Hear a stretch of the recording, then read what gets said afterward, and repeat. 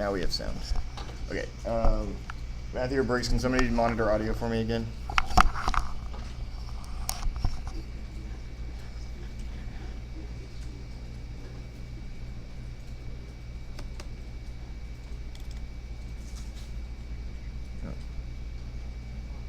Cool.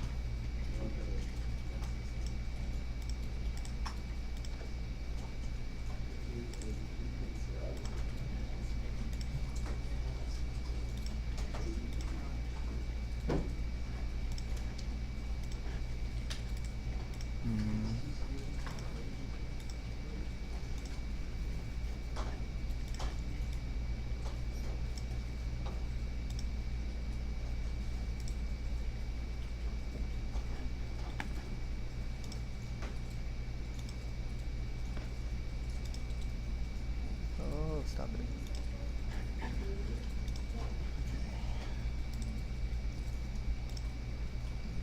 This is failing.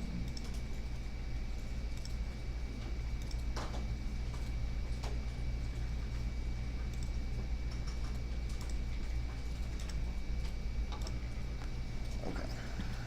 I don't think there's any audio. There might be audio. There should be now. Whether there was audio before, I don't know, but there should be now.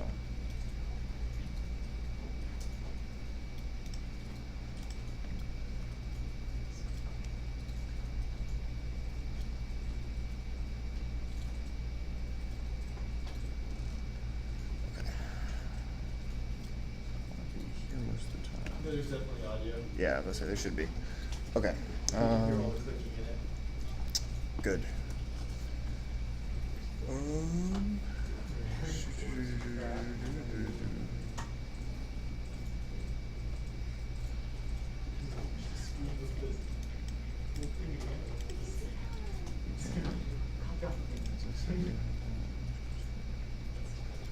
Also, you have to reset the screen over here. No, I was using it to check the audio. So you can project your screen and then raise up the volume on it. You can hear everything. Oh, okay. That makes sense. Okay. Everyone kind of have an idea of what they're doing in CADing a model of Dozer?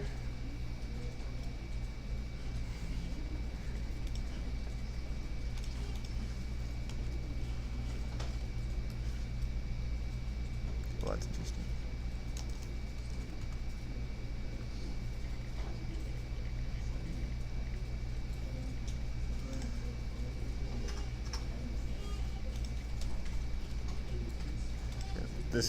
This is the team that built a real life Dozer. You have to make the ripples and stuff. No, in our Dozer you won't. It's just solid block of this and You could. That's perfectly fine. We don't have to put electronics in it. It's a model. Think like you would if you were gonna 3D print it, you could just make it solid. Okay. What do I also need to get out?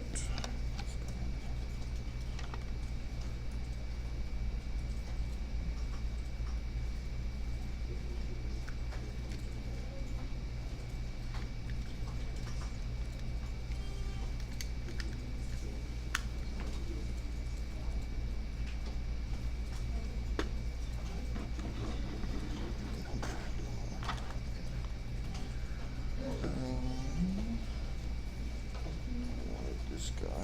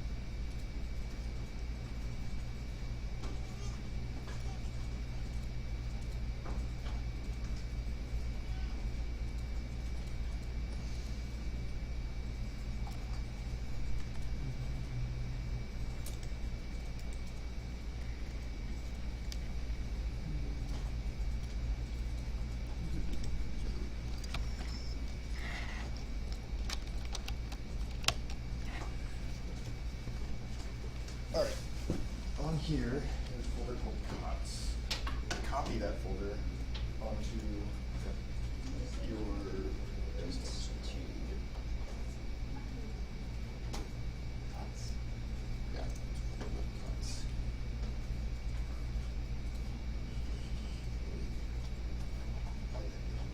Give it to the next person.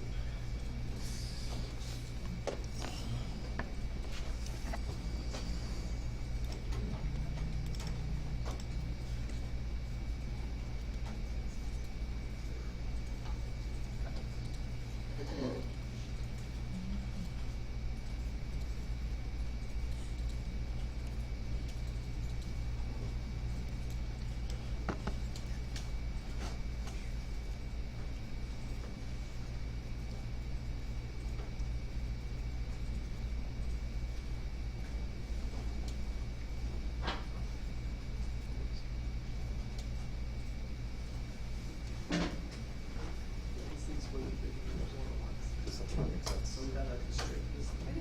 Okay. Find yourself this real quick. You have questions, let me know. So we'll just give these two lines, you like to design.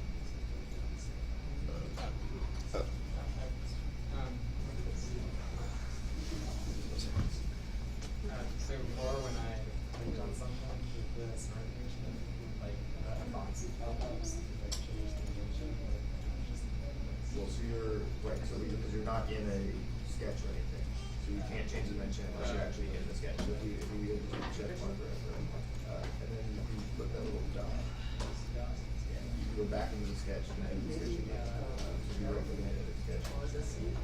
Yes, it's the last one. Then you can go back and you can smart dimension and edit the box right. And then it'll remember the extrude, so that'll still be there, but you can change the shape all you want. One of the last. You gotta leave. Because I feel like. Man, this is like the slowest flash drive of all time.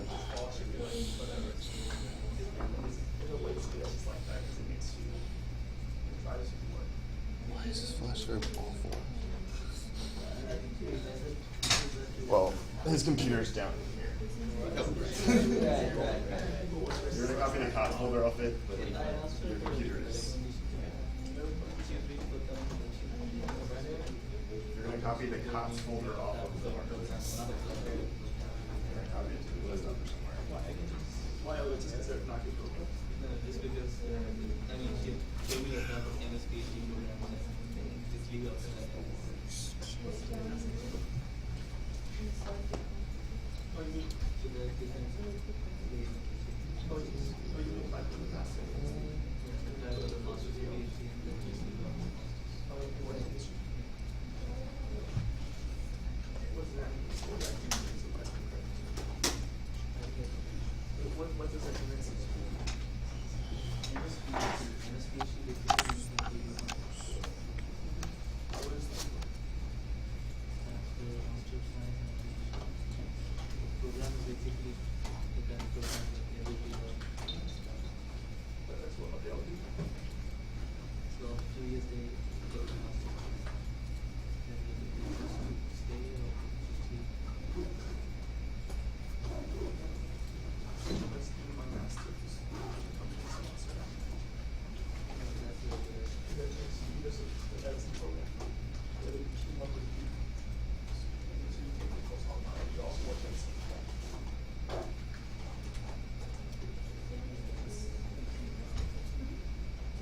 It's not the easiest. It's better than that.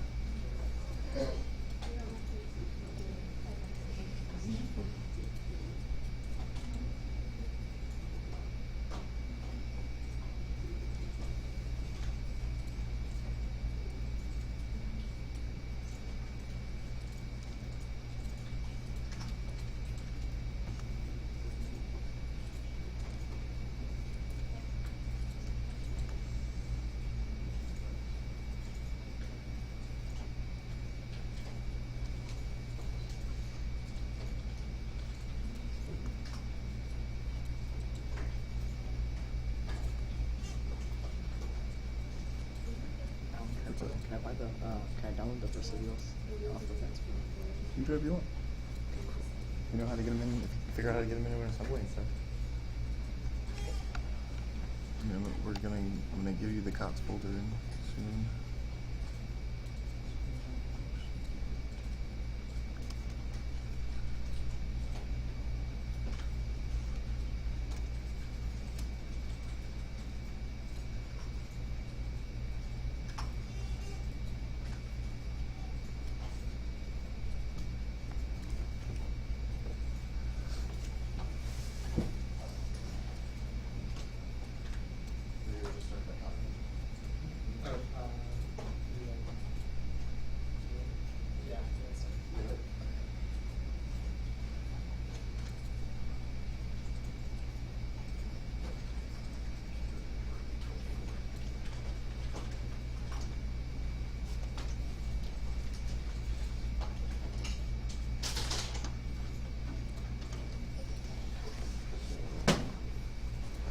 Computer just popped up that little thing. I just plugged in the hard drive. Pull the COTS folder off and put it on your desktop for some work. Like go to my computer and put your hard drive that's the Spectrum hard drive. Yeah. Copy the COTS folder off of it. Like when we go to download parts, they'll already be there. We don't have to sit there and download off the servers all the time.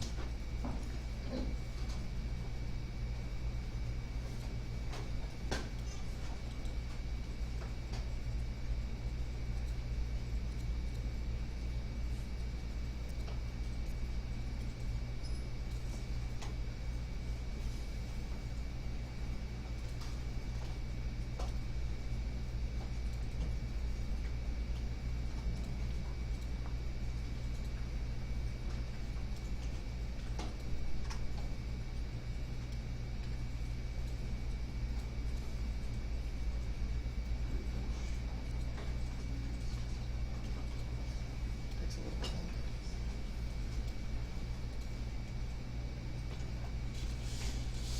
Flash drive is really slow.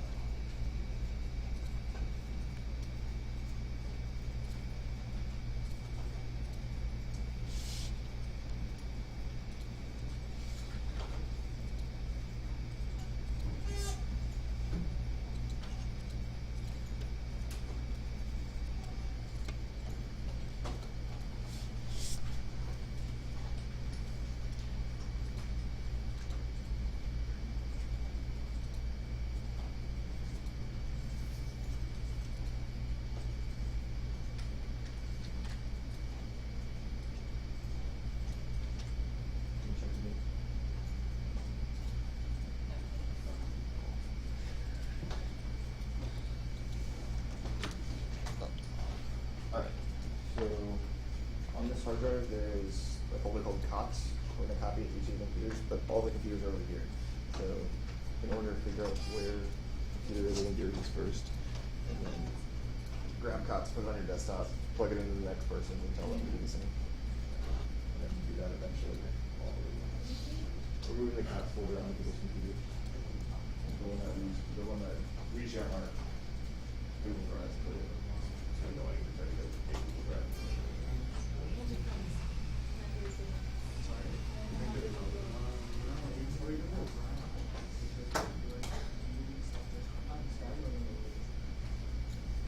Can you go look at the one next door, look at the big rules are? We're on anyway. If you're going anymore, you can find those ones. And that one exactly. See back at it. You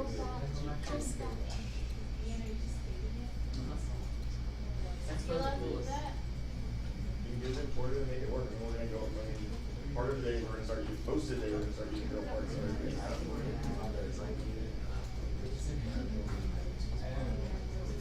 that is perfectly fine. That's all you're really supposed to do. Do it either way. We make those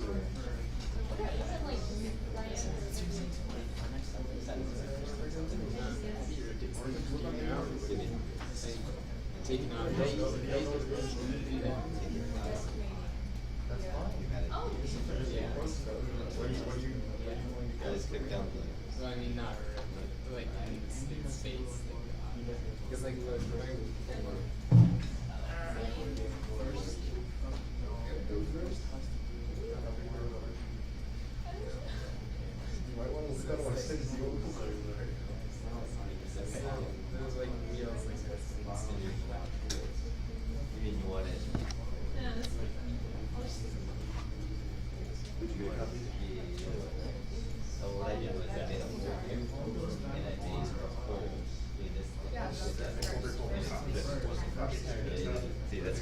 where it is. COTS, C-O-T-S, commercial office. Over here. So yeah, it was like all over the place. But then I mean, when I made it, Oh, he's the. He's like a feature. features, extrude. Wait, that's the account. You, the account was in part. No, I'm talking about that. That's just a rod. Yeah, that's just a material. So this thing, you made a circle, and then you click on extrude cut, and then it would Make it roll. Yeah. This is way too much.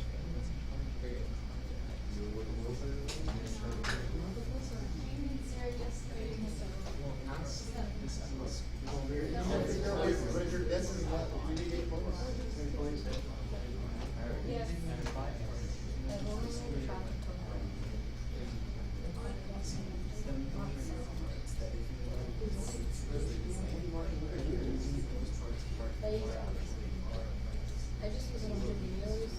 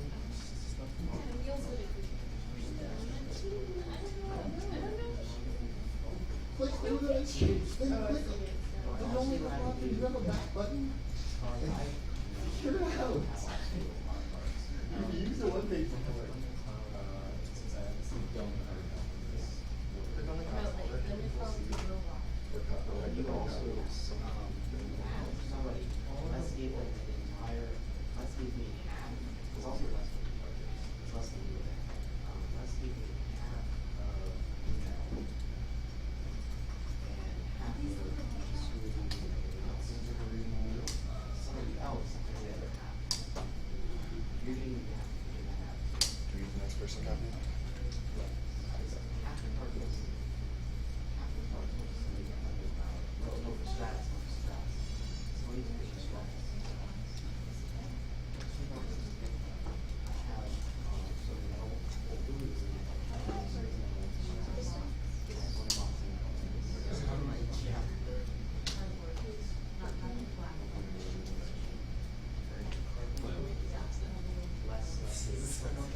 No, I mean, it's over here, but it's just whatever the last one is.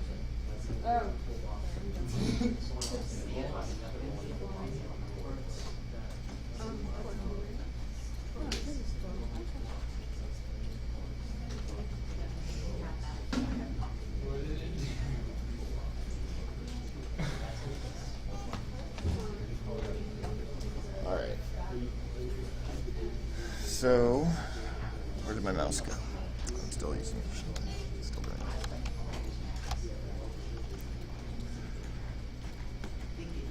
Excuse me? This thing hates mice.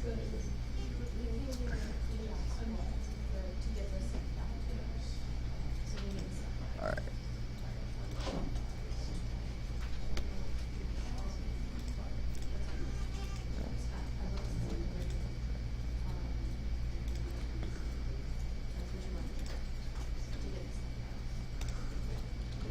Okay, so to get started, I'm going to go ahead, since I gave you guys the assignment to do Dozer, I'm going to do it so you can follow along a little bit if you want.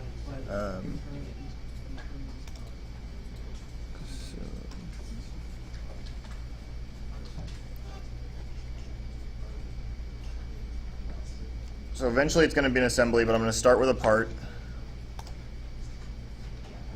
I'm going to do this one on the top plane, so I'd be looking down on it as I draw it.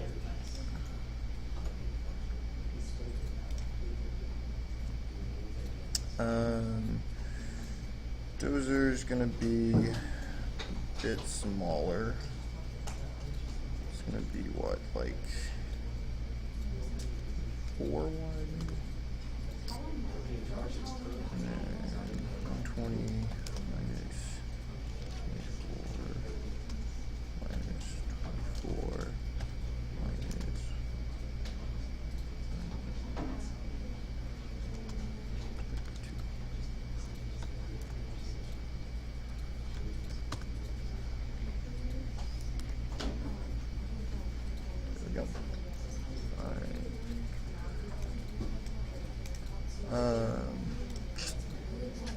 Oh, except Dozer has exterior wheels, so I need to go even smaller.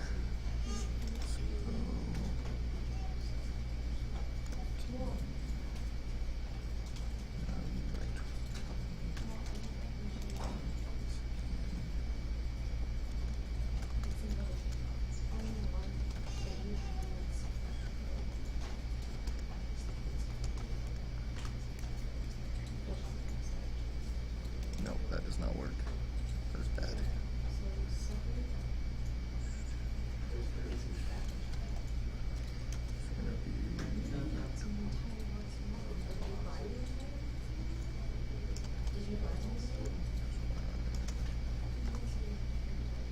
No, back to where we were. Okay, so that'll give us. Yeah, that'll give us enough room. Gives us 2 inches. Not just a test, in general. All right. Alan, what are you doing wrong? He says he wants to be programmer. What? What are you doing wrong? He says he wants to be programmer.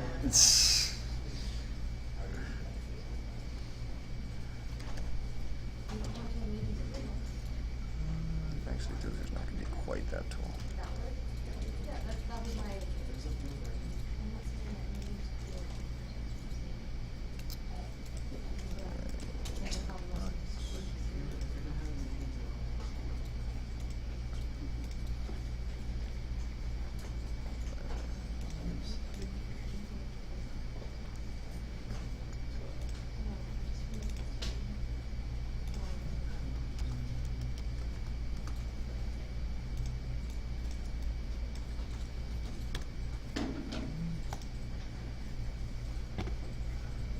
All right, so that's my Dozer body with a really quick model. It's just a square.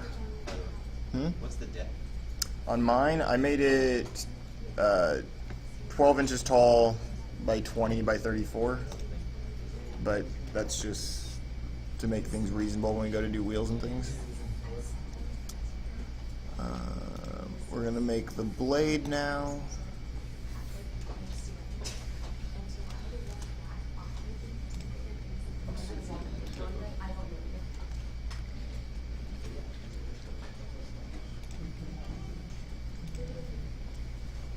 What does Carolyn see on the third side of it?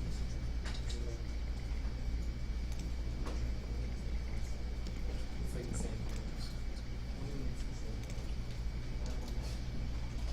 Why?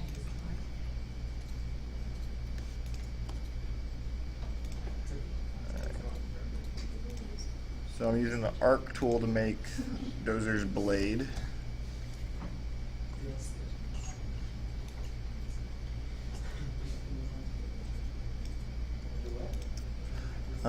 One of the things I didn't show you guys yesterday, if you look up, so if you want to make something that is going to have the same profile all the way around, if you just draw it as a line, and then you go into extrude, you can use the thin extrude feature, and you can give it a thickness there. So if we want it, if we say that it's going to be made out of like 1/4 inch something, and then we want it 20 inches across, it'll actually give it a thickness based off just the single line that we have if you use that thin feature. So I'm telling you now, we're on day 2 of the clan. You're not supposed to know everything yet. It's very easy for quick modeling stuff. It's not the best for other things, but it'll allow you to do things like that really, really quickly.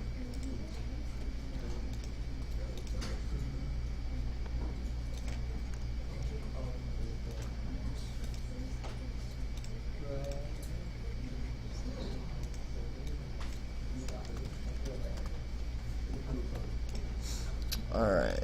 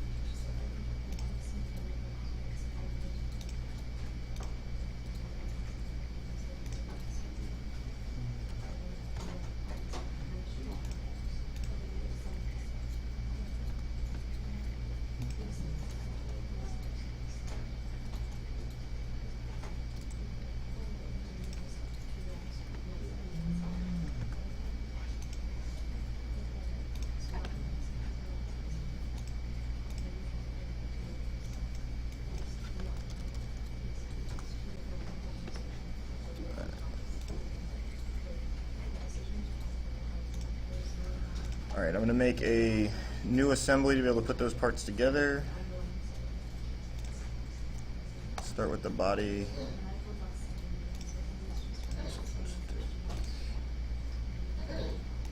With a wheel. We'll add Dozer's blade.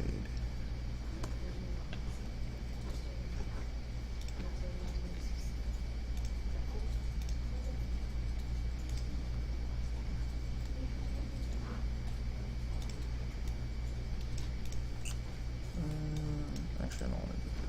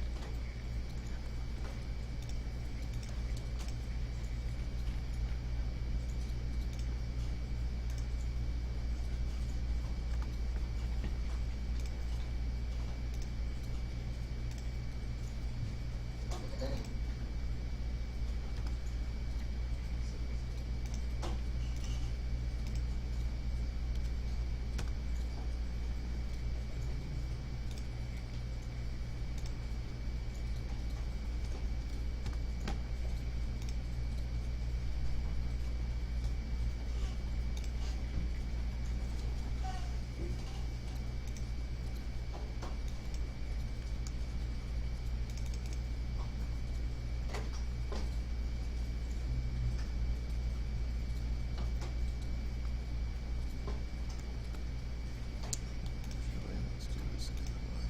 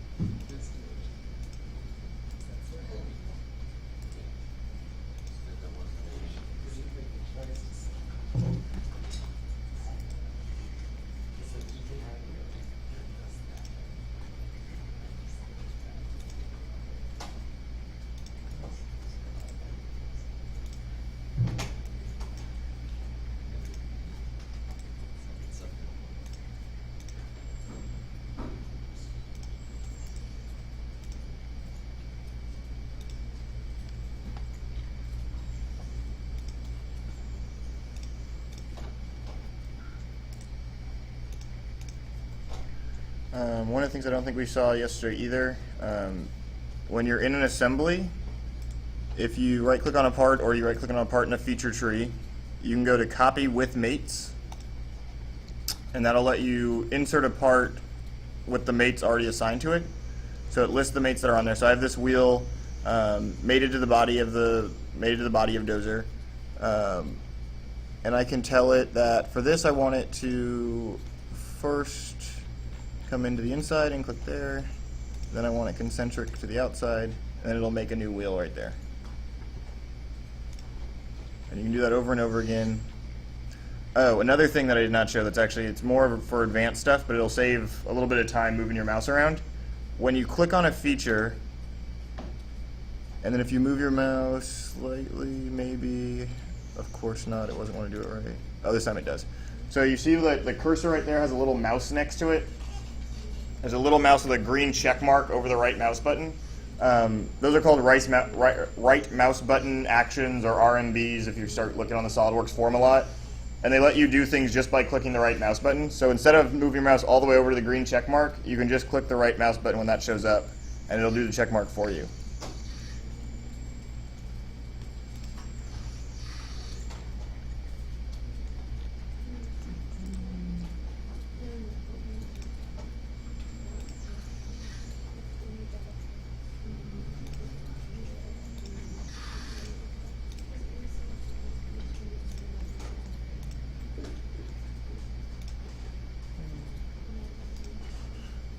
So I put 3 different holes on the side of this one to put the wheels into, and if I want them on the other side too, I can mirror them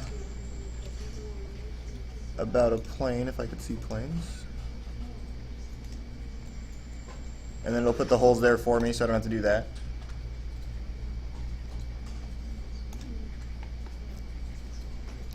And then if I want to get really cool, I can do the same thing with all those wheels too. If I don't want to re-put in those wheels, I can tell them that that's the mirror plane. I can select the 3 wheels. For some things in SolidWorks, there's this, if it doesn't look like it's giving you the preview you want, like if the wheels don't show up in yellow and they tell you where they go, some of the property managers have this little blue arrow that tells you to go to the next page. For some of the more complex things, you'll have multiple pages that come up over here. So if you hit next, it'll let you see it, and then you can see that they're all there. And in this case, it's how I want them, but you can actually make left-hand versions of things. So if you want it to be like, if it's folded one way, you can have it fold the other way. Ends up being really useful on robots, but in this case, I can just hit check, and now all 6 of the wheels are there, or all 6 of the wheels are there total. I don't think I have this thing mated to that face yet, so I can make that tangent.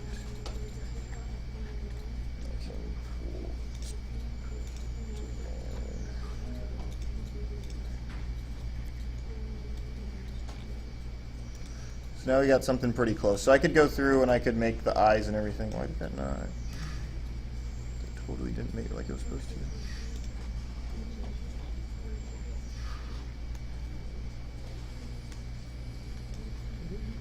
Oh wait, it did make like it was supposed to.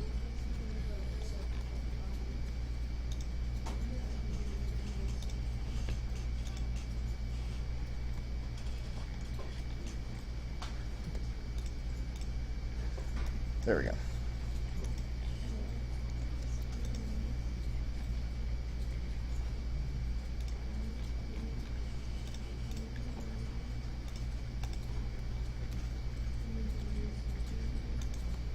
So I could definitely do a much better job and make a much better dozer if I spent a lot more time on it and made real parts and things, or depending on how we were going to make it. So if this was going to be a model that someone was going to build out of wood, or if it was going to be actual robot that we were going to build out of sheet metal or something, we would model it very, very differently.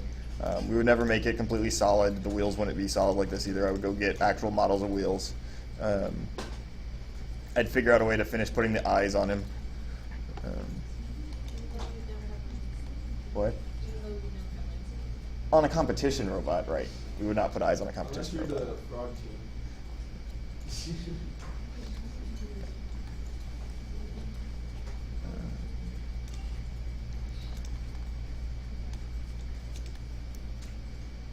All right. Where did the hard drive end up? Is it getting copied?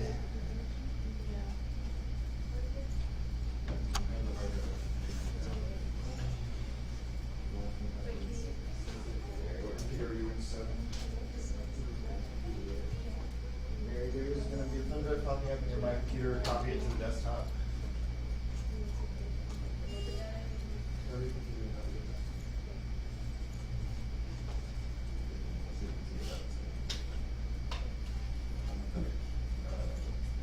Sarah, what computer is that on? Do they have USB ports on here? Right up to people? Yeah, on the panel.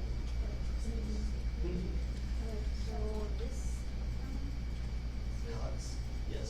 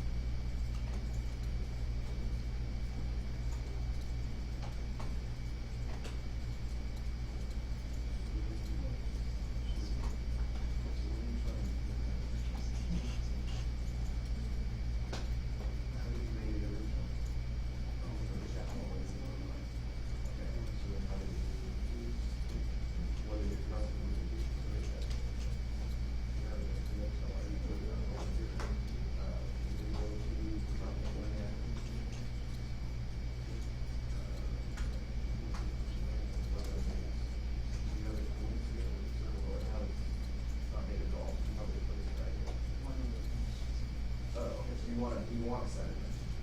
Okay, so you have to put on it, you want to add it, so I'm going to push off this one, go to assembly, name. And then you want to add a distance name.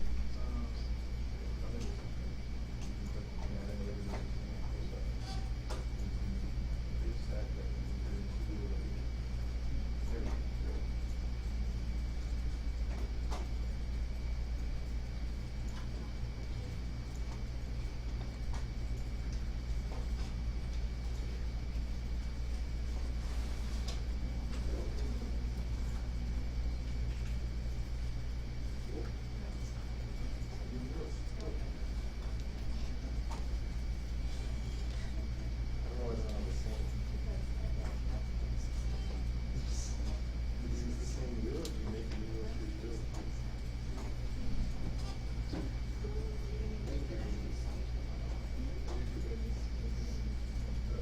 Look like you're still in complaints.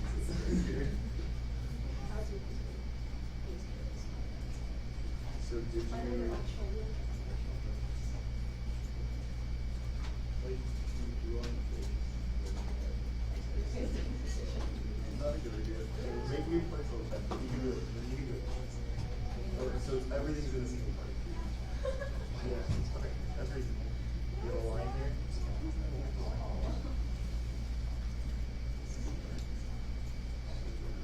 This is a box.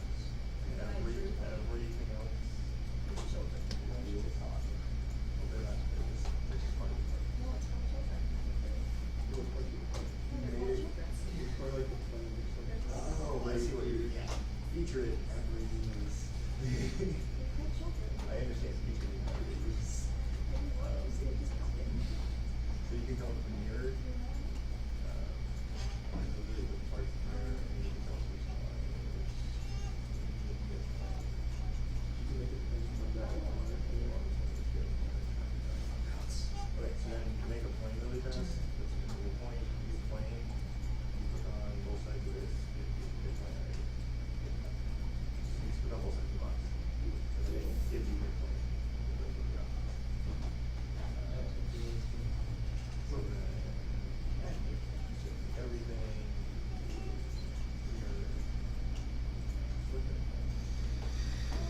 Preview.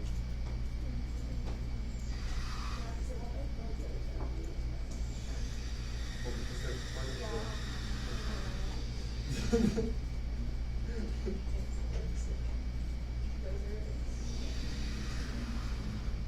Are we gonna copy? I think it's done here. Just couple of spots on it. Yeah. Very. You have it? Okay, and which one is yours? Yes. 6. Oh, yeah. Yeah, now you can switch it. Copy tots.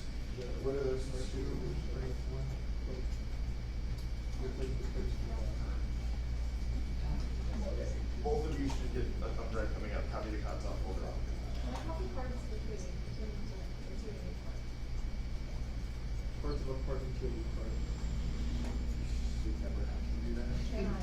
Possibly, I just don't know why. I don't know exactly how to do it on that. There's a thumb drive comes up. Copy the tots folder to your desktop. So we can start doing assemblies as soon as people get somewhat close to finishing their dozers.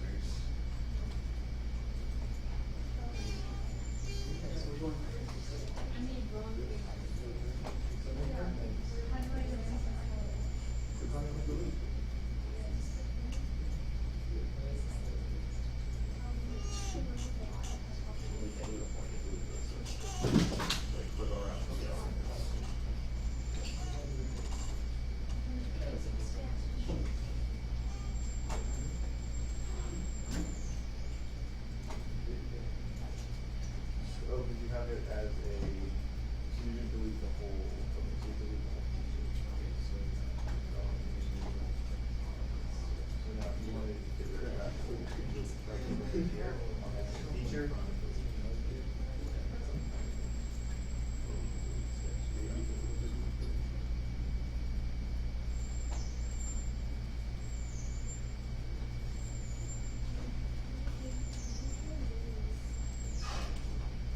Okay, so we have curved objects.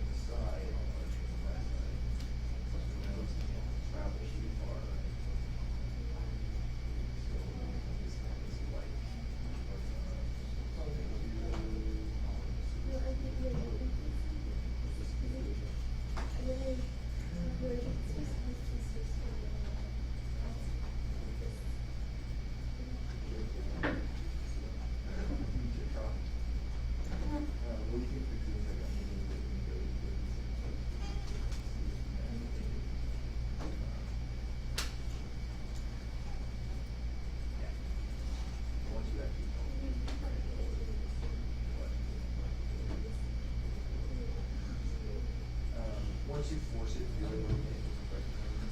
I mean, I first started with, I would pull up, so we can go that line. And then you can't do that. But one, you can go, redo it the right direction. Yes.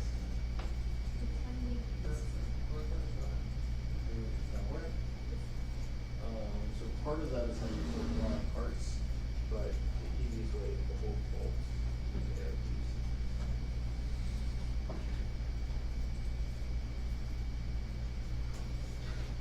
It's like call my name or something.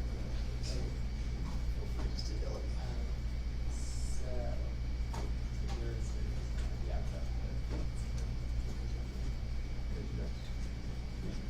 No longer in the model. Yeah, you just somewhere.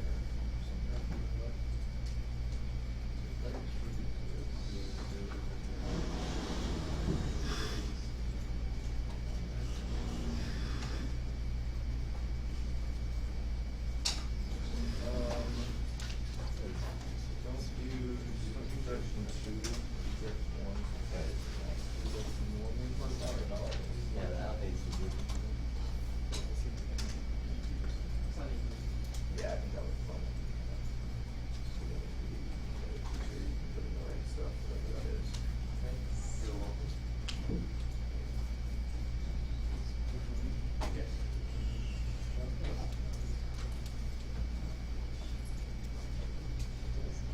Did you get costs over yet?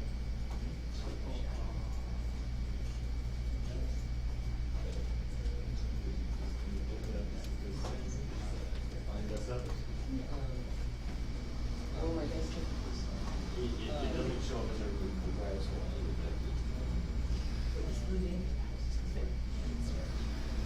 Sarah, Jamie, you guys both have the COTS folder? Alright. Does everybody have the COTS folder? There. You guys do, give the new people if they show up. Okay, alright, so we're gonna start talking about using real parts now. So basically we're gonna be a lot more playing in assemblies because we don't have to draw the actual models. We'll be able to just do it, we'll be able to use the models that are already drawn for us. So when we start looking at new parts, let's see. Let's first actually, let's look at how we would acquire this stuff first.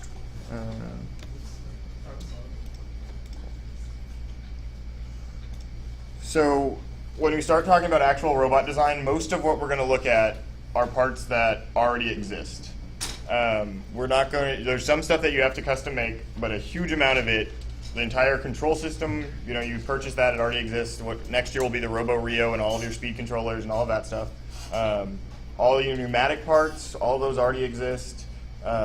Wheels, things that you buy from Vex and AndyMark and all those other vendors, all of that stuff already exists. Somebody already had to do the legwork and CAD it. So for most of the time, because they know we're designing robots, they're going to put up those CAD models online for you, including the kit of parts is actually CADed by Autodesk does one. A couple other people normally do a virtual kit of parts where you can just download the models already. So let's look at the AndyMark site first real fast for some of their models. They don't have everything CADed, but they have quite a bit of it. So let's see, random part. Does this have a CAD file for it? Yes. So on AndyMark, if you come over and you do File and Documents, you see there's a link for CAD file. And when you click on it, it'll download. Now it's going to download into something called a .step, which isn't the files we've been saving. They're called step files. So if we open that, you actually have to import it into SolidWorks. So are we gonna stop? For right now, we can come back to Dozer. You can put real wheels in Dozer or something. Right now, follow along and watch how import works and things like that.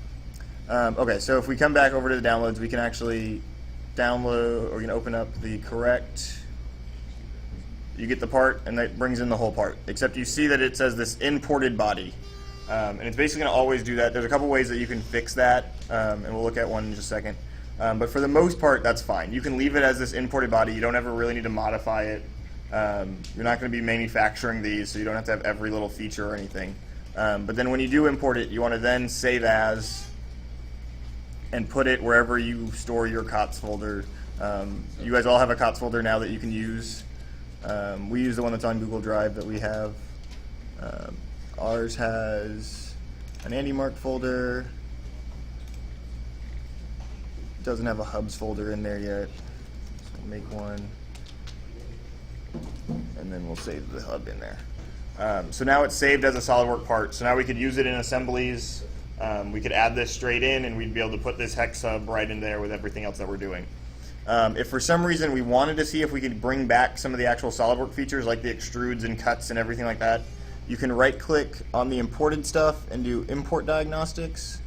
This will make some of the, there's sometimes it imports things a little wrong, it gets edges that don't quite fit, and you can try to heal them.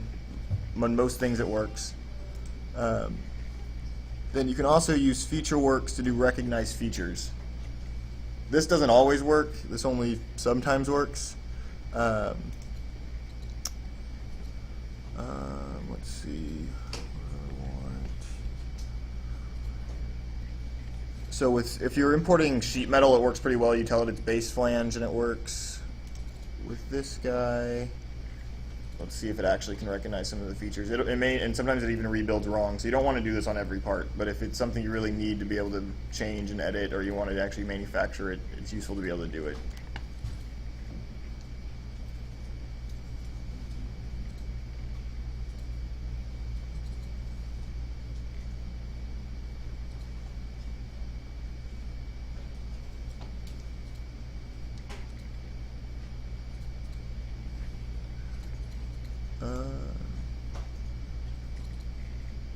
Okay, so you can actually, then you can go in through and you can tell it where patterns are, but for the most part, it found things pretty easily. But let's see, we can tell it that there's going to be circular patterns, and it'll sit there and try to find those as well. It found one, so we can check. And it's going to sit here and it's actually going to rebuild the part extremely quickly using SolidWorks features. It's not actually always perfect. And it does it in kind of weird ways sometimes. Yeah, but it actually sits there and rebuilds it.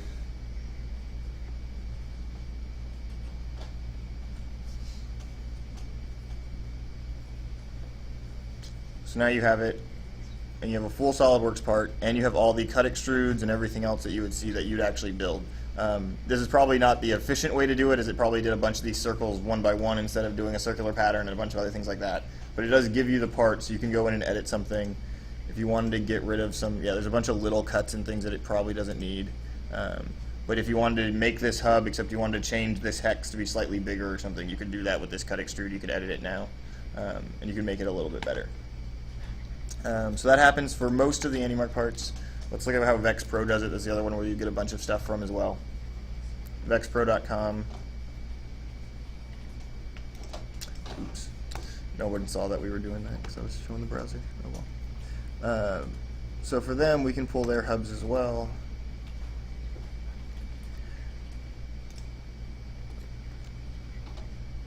So you want to compare the two different types of hubs. We can come down. They don't have an individual product page for all their parts, so like all of their Versa hubs are on one page. So you have to look at the different part numbers, and when you scroll all the way to the bottom of their pages, they have this little technical specs box, and they have the CAD models, and they also give you the drawings as well for all of their parts. So in this case, we'd want a 1/2-inch hex Versa hub. We click on it. We also get a step file. Theirs comes in zip folders, but that's not big of that's not too big of a deal. You can open that directly from SolidWorks as well.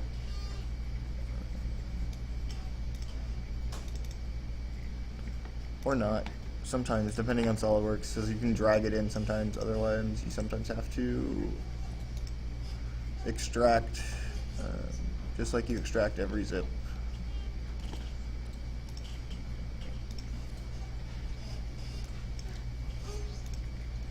Alright. Now we have the actual step file. So this will do the same thing. Brings in the part. It comes in as an imported document as well. Import diagnostics first, says it's good, and then we can do FeatureWorks on it and see if it recognizes all the features as well.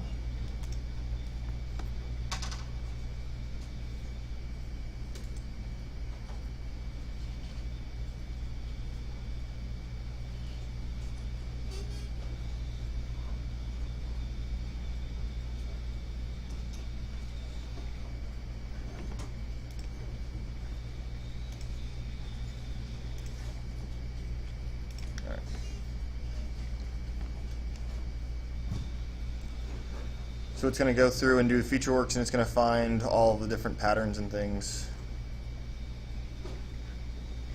Yeah, so it found it all, and it did it a little bit cleaner and nicer because there's just less fillets and stuff. So that's now how we get a full SolidWorks part that way.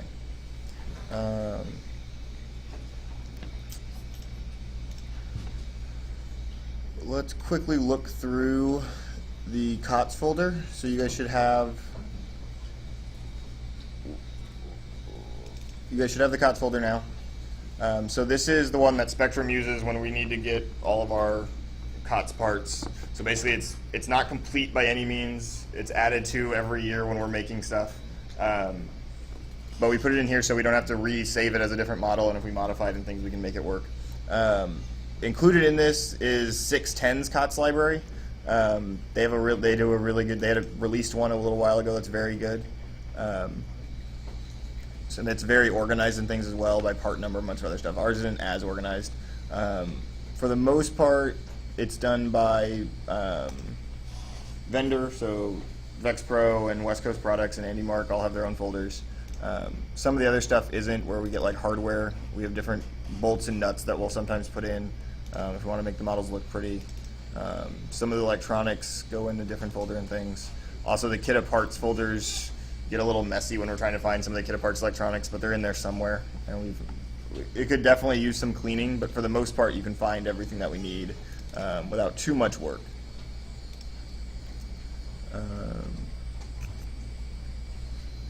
We have a team 2212. We were using different stuff from them.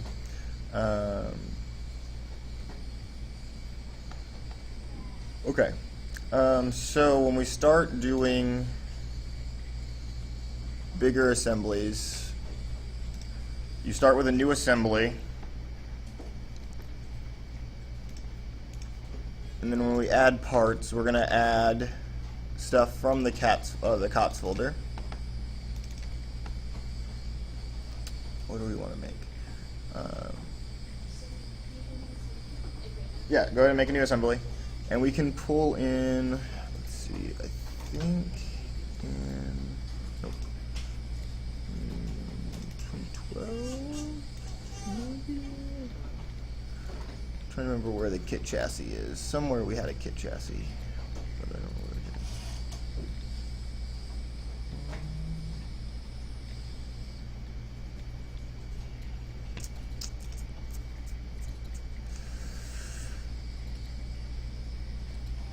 I thought there was a 2014 kit chassis in here. Oh, it's in green. Did we delete the kit chassis?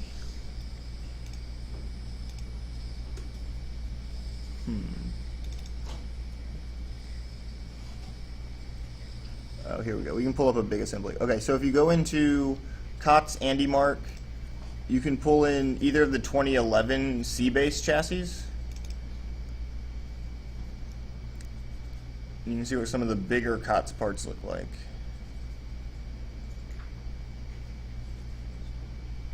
It sometimes takes a little while with some of these, but you can get an entire chassis. Hey, this is the long, but it's basically the same thing. AndyMark, the COTS AndyMark folder, and there's a 2011 C-base. So this is something where you start seeing things that look like real parts. So instead of these kind of like shapes we've been playing with for the last day or so, we get something that has real wheels, bolts all the way through it. They even model every nut. You see the chain paths that are outlined here that actually have the chain running around it, actually on the sprocket. So this is the point where you could get to. Even so far as to have the simple box sticker there. So they've modeled the whole thing in very exact detail.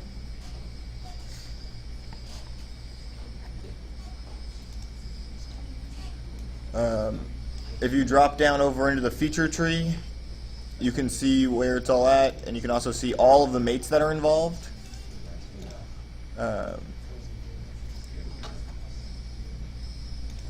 So this is, you can also see how they do things that are like sub-assemblies. So inside this assembly, there's another assembly that's just the chassis, so you could actually open that one. And now you have just the chassis itself. And you can see how, and you can go back through and you can see how they made it. So there's several different C channels. There's some local patterns. So all of like the bolts are just patterned across. These corner extrusions are mirrored across different planes to make it easier for them.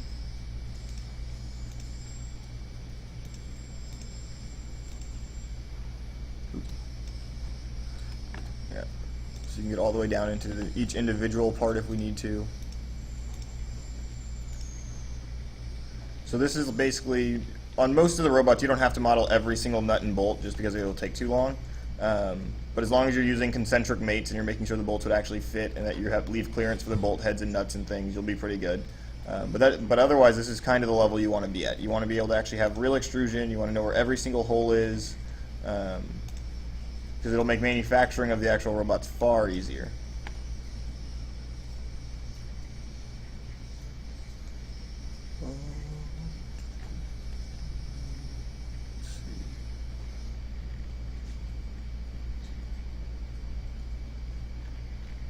Yeah, you can click on the chain and see how they did that. It's down there. Oh, that one's a mirror component. But they used the belt tool. There's actually a belt feature that allows you to do it, and you can lay chain across it. But again, that's normally more detail than you need. But it is nice to know that you can get it complete, just like real life. They go as far to model every little washer, spacers, everything. When you're looking around in assemblies like this and things, if you want to see what's inside of the gearbox, remember you can just right click and change transparency. Now you can make a part transparent so you can actually see inside the gearbox. So you can see the pinion gears here, you can see the retaining ring that they put on.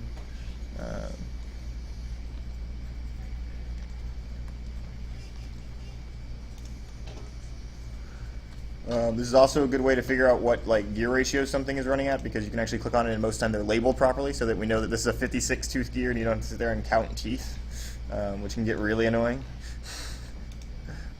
12 by 50 sim gear, or 12 by 520, so we know it's a 12-2 sim gear, or sim pinion.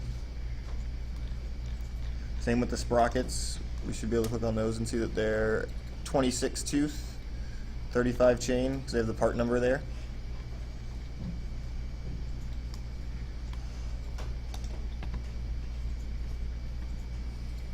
All right.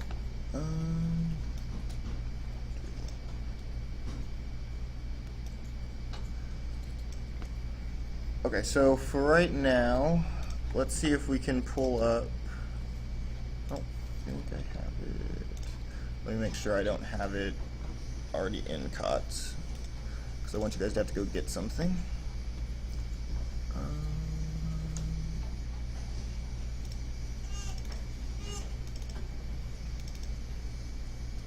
Oh, of course I do. I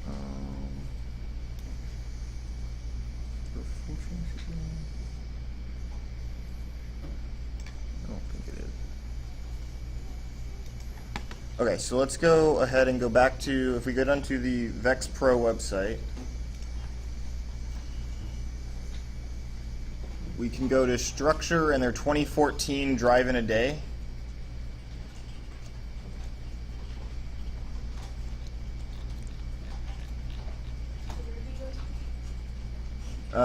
2014 Drive in a Day, but I don't want to use, what do I want? I want us to actually start with just the components, except we actually, so you can kind of see what we're going to be building. So actually you don't need to download it, because I think we already have it in the COTS folder. But this is what we'll be building. If we go back to the COTS folder, we should be able to open up inside of Vex Pro. There is a 2014 Drive in a Day folder, and in there's all the parts that come in the 2014 Drive in a Day chassis. There's even one of them that says full. I don't know how well that thing actually is. Yeah, that's full, where it has even more parts than we need.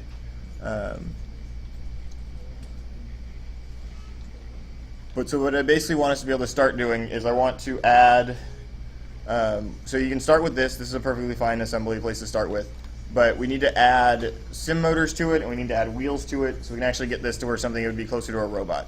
So I'm going to go ahead and start. I'm going to show you. I'm going to walk you through doing the first one, and then we can have everybody do the rest of them. So in this case, we kind of have to sometimes figure out where the holes are for things and stuff like that. But that is a sim motor mount, and so is that one. So we can insert parts, browse, and we can find a sim motor. There's a VexPro motors folder. It has a sim in it, so we can use that one. That would be fine. And then we're going to start doing a lot of mates, because that's where a lot of your time is when you're actually building robots, is in how you mate everything together. So the first thing we're going to mate is we're going to mate the sim face up to here, how it would actually be mounted. And then we're going to also mate the bolt holes for the sim as well. And we'll do that using concentric mates. So if I only do those two, I can kind of move. Ooh, I forgot a step. I'm a bad person. Give me a second. Okay, so first step, you want to click on, in the feature tree, you want to click on the first one, and then you want to shift click on all the rest of them, and right click and hit fix.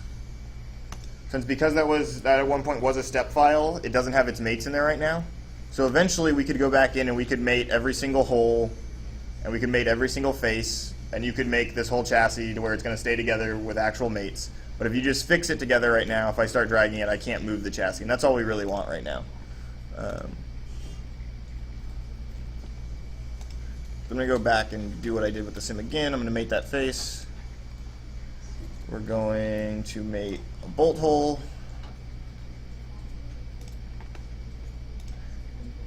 And if I leave it like that, I'll be able to rotate it around that bolt, but I don't want to be able to do that. So I'm going to mate the other bolt hole as well.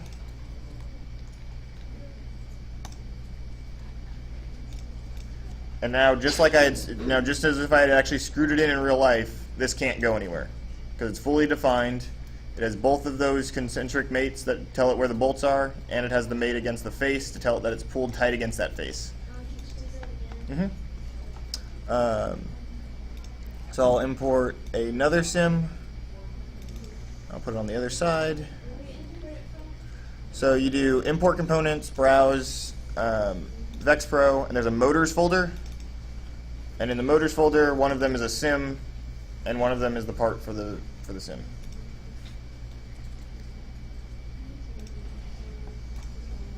Ooh, what happened? All right, now we're back. I don't know why the webcam was messing up. Okay, so we're going to mate the face.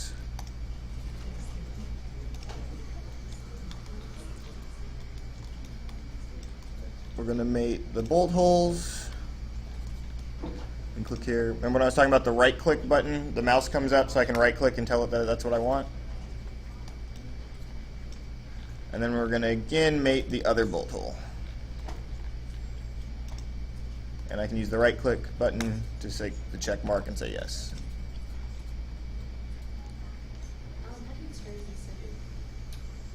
So you shouldn't need to. If you just do the mates, it should do it itself. Is it mated the wrong way or something? Okay, yeah. You shouldn't have to actually turn any individual part, but I will. We do need to know how to do that, so that's useful. So let me insert something real fast, and we can do that. Let's insert something random. Insert a sprocket. Okay. So if for some reason you do need to rotate a part, if you click on the part and say move with triad, it's one of the easiest ways to do everything. So you can click on the arrows and you can move it up and down different dimensions, but you can also click on these rings and you can rotate it. Could you also hold on like the line? Yeah. But that may rotate the whole, that rotates the whole thing. Doesn't it? I'm pretty sure. Oh, no, you can right click and rotate. I don't think I ever do that. But the rotate with triad allows you to rotate in specific dimensions, which is why I normally do it that way, because I normally end up, if I'm having to do that, it's because I'm rotating in a specific axis.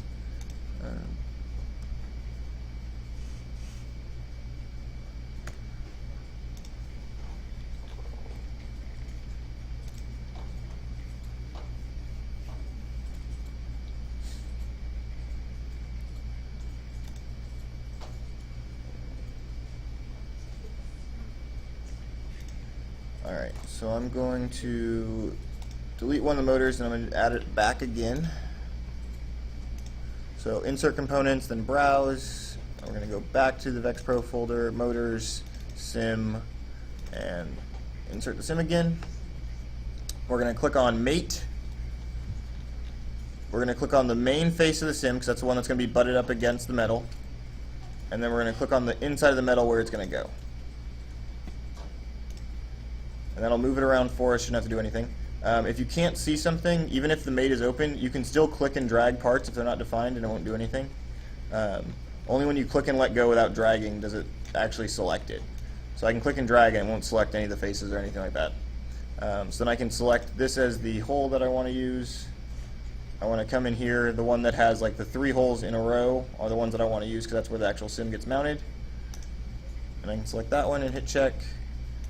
And then I can rotate it to be able to grab the next hole, select that one, and hit check again.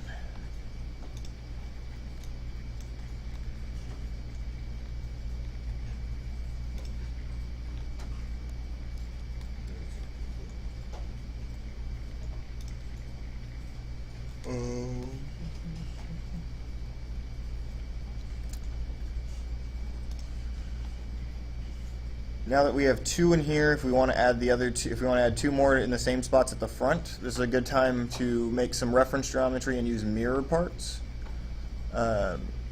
So we would click on the,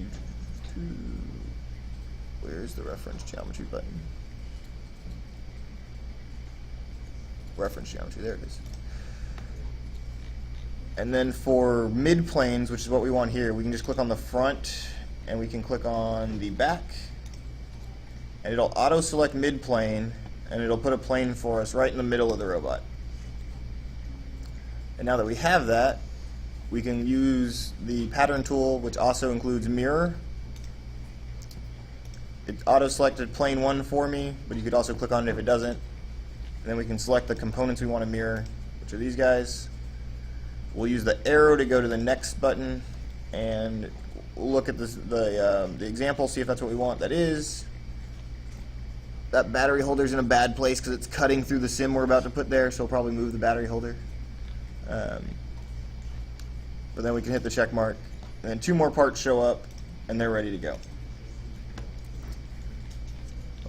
They'll stay mirrored, so if I were to move one of these, if I was to come in and I was to delete one of these mates, and I rotated that part, this part over here will do the same thing. So they'll keep their mirror, so as I move that one, the other one does move too. So if you change something on your robot and you use the mirror entities things, it's a fast way so you don't have to change everything the whole time, or every time. I'm going to put that mate back because we do want that.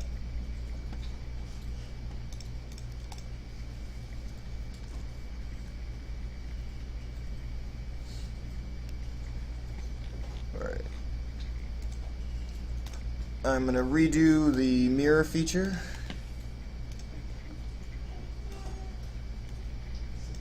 So,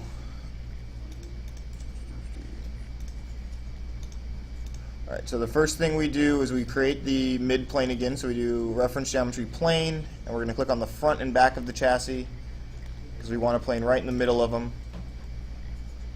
And then we hit the check mark. Then we're going to use the mirror components feature. It selects the plane for me, and I click on my 2 motors. I use that little blue next arrow to get to make sure the preview's right, and it is, so I'm good.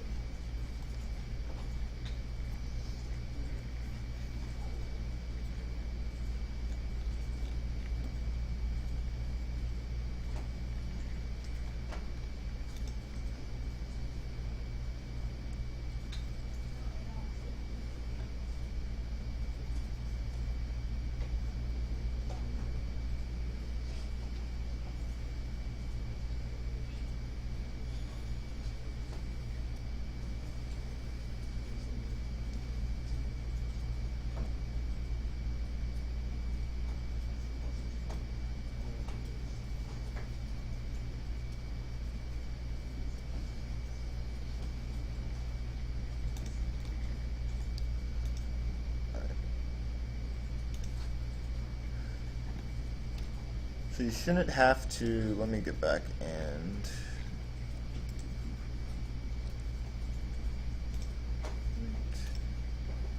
okay. I'm going to insert the motors again from the start.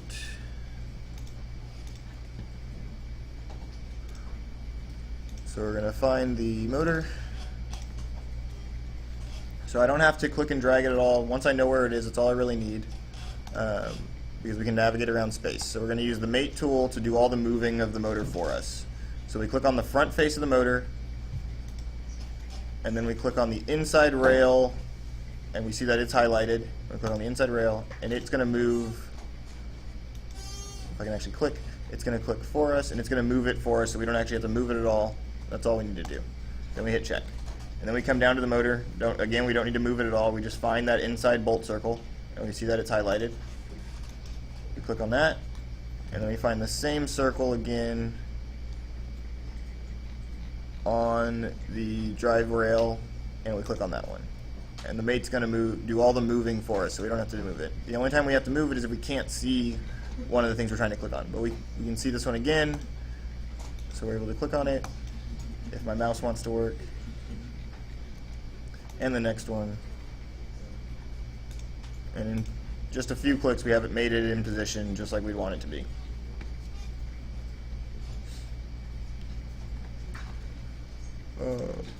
We can redo the mirror. We can tell it we want that plane we already created and those two components. And we'll get 4.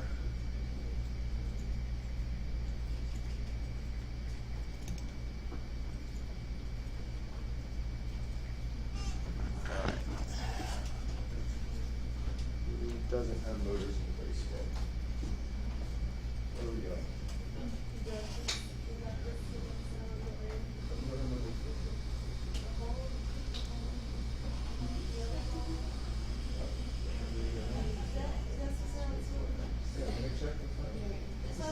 Yeah, then go to the other one then. Go to the other one then. The other one. On the other pole wall, so navigating the world is one more. Zoom in and out to where you want to look. So you have that right. So we missed the whole. Very close. You missed the fix step. So fix all of your. Right click. Fix. So that makes it right keep around. That's the point. Okay. So then you made this into the back of it, right? That one like you did. This has that same whole pattern like that, right? So those are the 3 holes.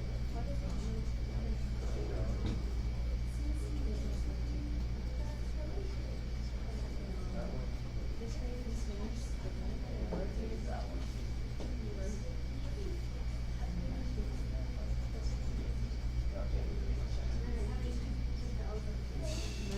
Alright, so now go ahead and insert another one and do it on the other side, and you do the big plane click and do the other side.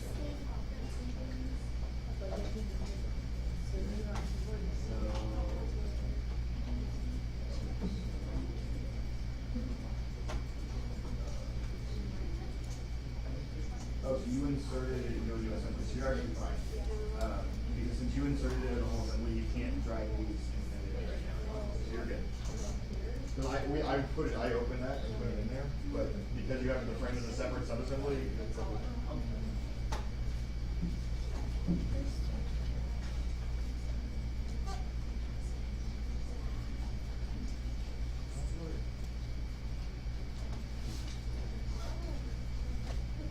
Literally 6 clicks. So see, now you didn't fix it.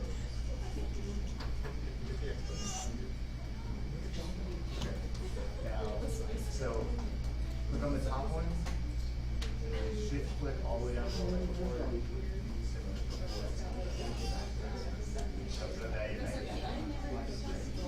You don't want this. There you go. Now right click.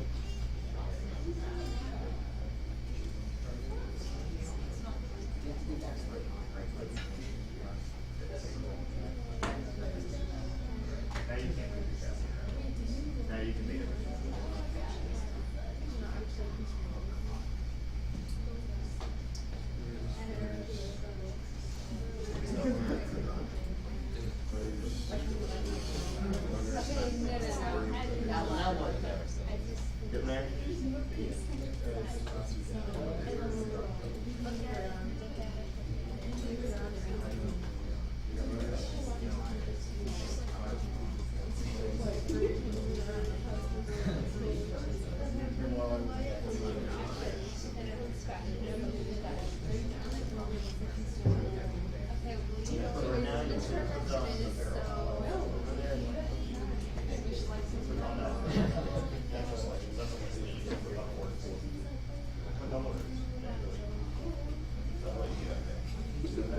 To navigate around here, we're doing the scroll wheel and middle click. Yeah, so you put the draw your finger on most parts off. What inside rail is now move this, right? And then it'll stay on that way. Like move that around. So when I go in, I want to see that barrel.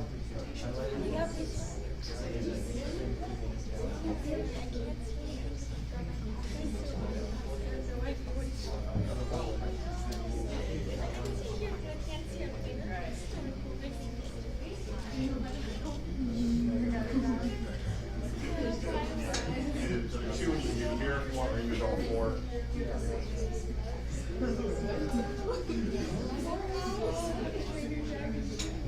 Vex Pro motors Sims.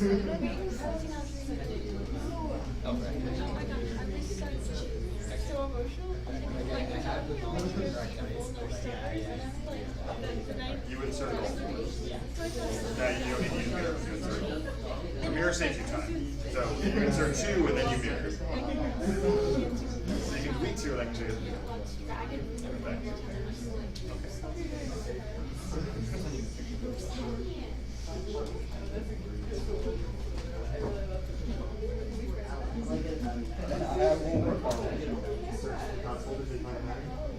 I just wanna make sure this is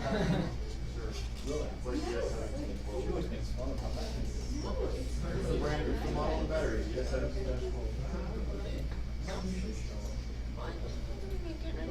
Okay.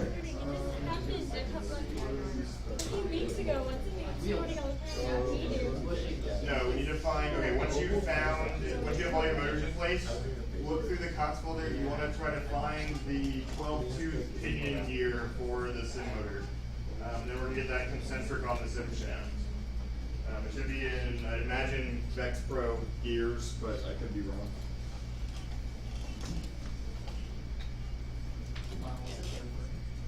The chamfer? Corner? Like, cut the corner. Oh, it's a good play.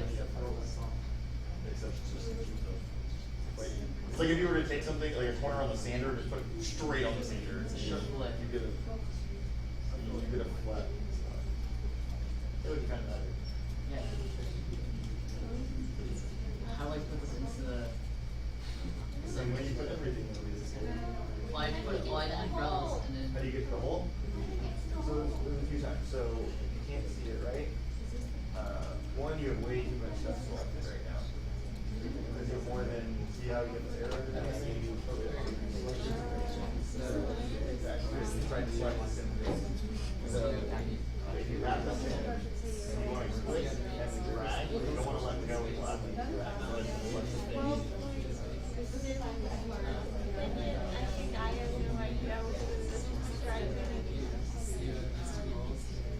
So when you put that mirror on the layout, should you make it anywhere else so you can't slide on it?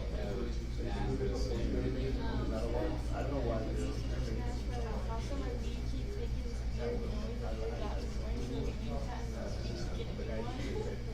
I ported it wrong. Either it's. Are you Yeah, Wait for it. how do you fix this? I would start over because you don't really. Correct. Yes. So you want to put a distance weight between that face and the one down there. Yeah, did you?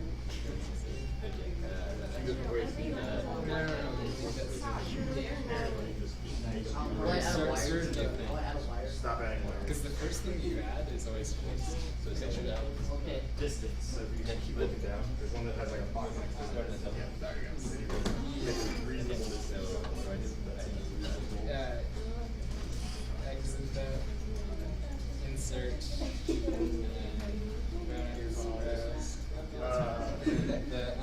Yeah, you know so what it is. there's several different ways we can do it. Specs Pro, I think what I would do in real life is probably yeah, and it's make two and then do another one, or you could, yeah.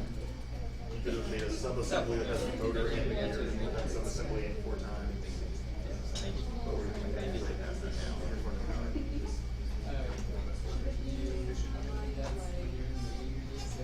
Your motor's not bad. It's your gear. It's your gear.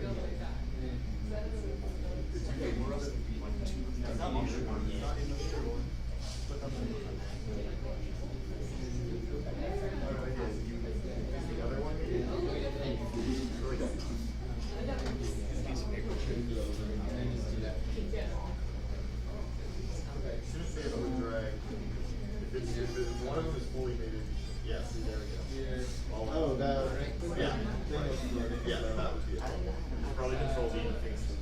It's already fixed. So you're trying to do your own, yeah, because it's the first thing that you add. First thing you add is something.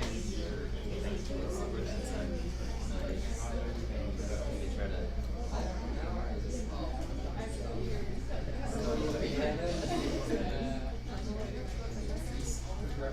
Put in a couple pennies here.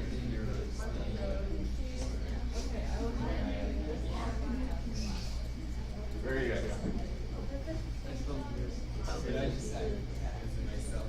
Are they mated in what dimensions? Can it like still slide across? Hey, wait, is the motor moving too?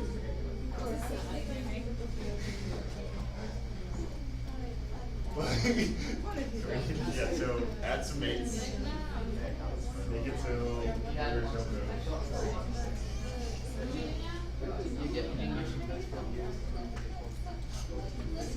Why does your finger not hold?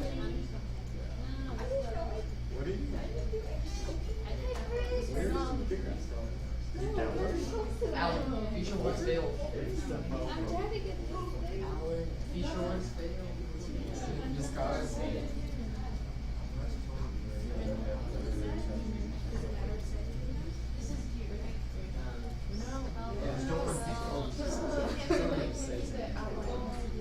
Just need the important part. Feature once failed. Don't run for it to work. Don't run for it to work. That'd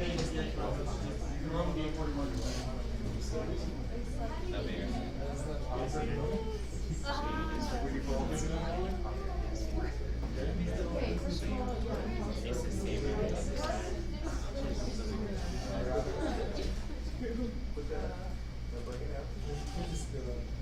What'd you do?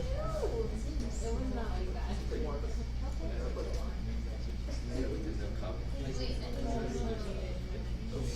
Possible. You can look down here and see. Your feature tree holds all your parts. If you think you put a bunch in, you can see. Now you want to make that onto a sim motor.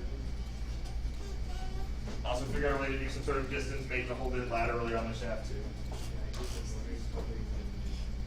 How you using here? Alright. So, Ian, do you want to see how mirror works? Since you were asking? Yeah. Hold on, I can, where's the magic box? Yes. 4, 6. Yeah, why you want to be here? Forward. No, but he's still on the screen. 6 and all. Okay, so we're doing the mirror again. So to start with the mirror, we're going to use.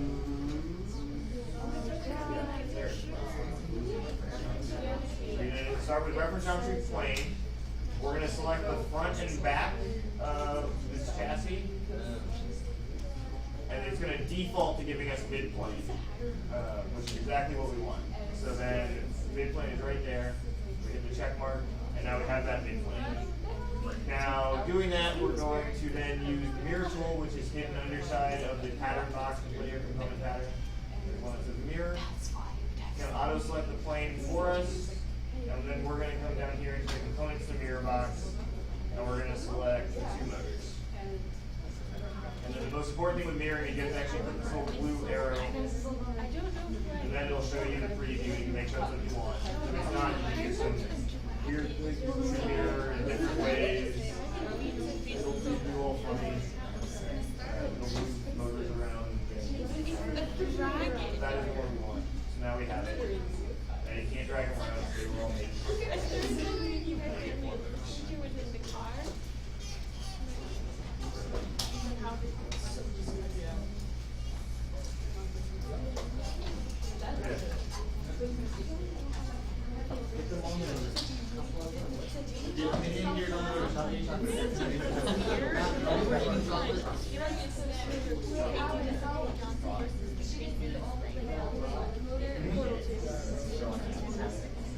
So you use the concentric first. Okay. And then you use the distance range between the engine motor and that side. I know some of the parts of this episode, like last summer. I didn't listen to you for So this has to sit over the keyway on that shaft to figure out what it is. Woman doesn't have to be part. Okay, now you want to mate it along the shaft. So you want into there.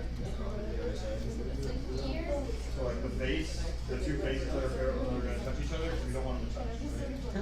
Right? That? Yep. Another side right here. And then you'll use a distance mate to separate it slightly.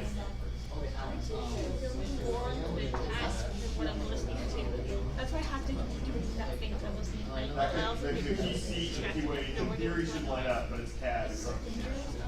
In real life, we would care, but we don't actually have to line up the key seat and keyway. It'll be okay. CAD is fun to do. You just get faster at it. If you do it more, you'll get faster at it.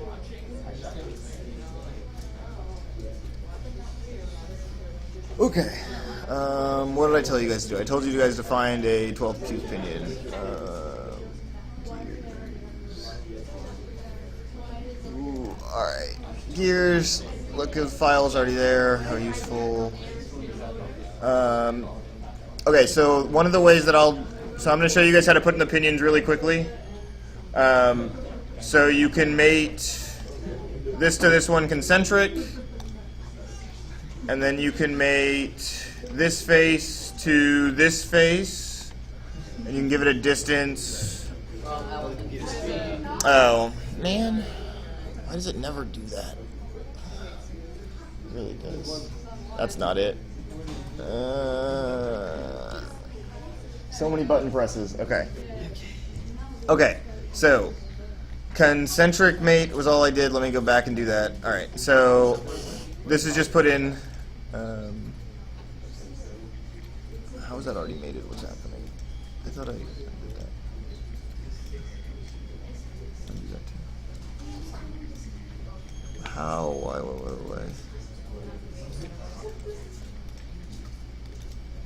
Okay, so all I did was insert this from the folder, and then we're going to mate these 2 things to be concentric. And then I'm going to mate that face right there on the inside of the gear to the outside of the motor, and I'm going to give it a small amount of gap room. That's probably a little too much gap room. All right, so it's lined up centered along that like key seat, which is a thing down here. That's where the gear would actually be, so that's close enough. Okay, so now they have one of them fully mated.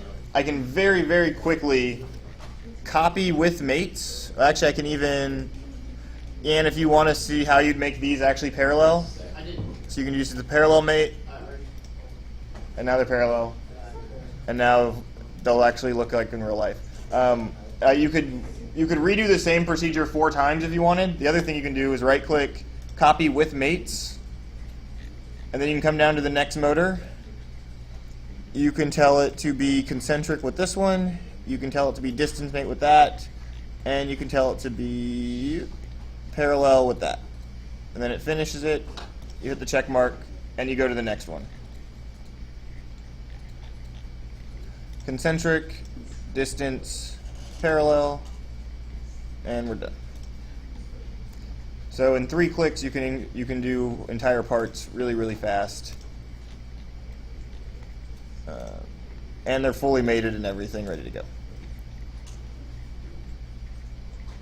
So now we have 4 motors and 4 pinion gears all installed in the robot very, very quickly using the copy with mates button.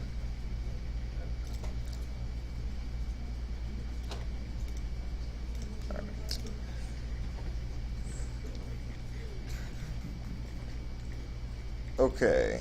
So the next thing we can add, how do we want to do this? So we can actually, this chassis is set up to actually be able to use either dead axles or live axles. So we can have bearings inside of here that have a shaft and the shaft actually spins, or we could have a shaft that's just bolted straight through and then we have a gear and it spins on the wheel, but then the shaft doesn't actually spin. In this case, since this is already kind of determined to be the bottom, we'll go ahead and do the live axle version. So these big hole cutouts in this chassis are designed for bearings.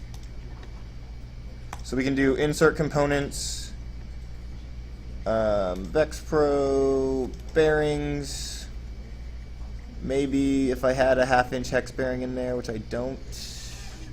Okay, so now we need to find a 1/2-inch hex bearing. There's probably one somewhere.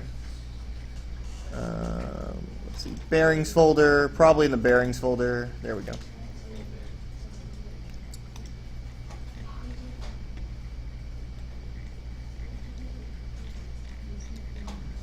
All right, and then we're going to mate these as well. So we're going to tell it that these are concentric.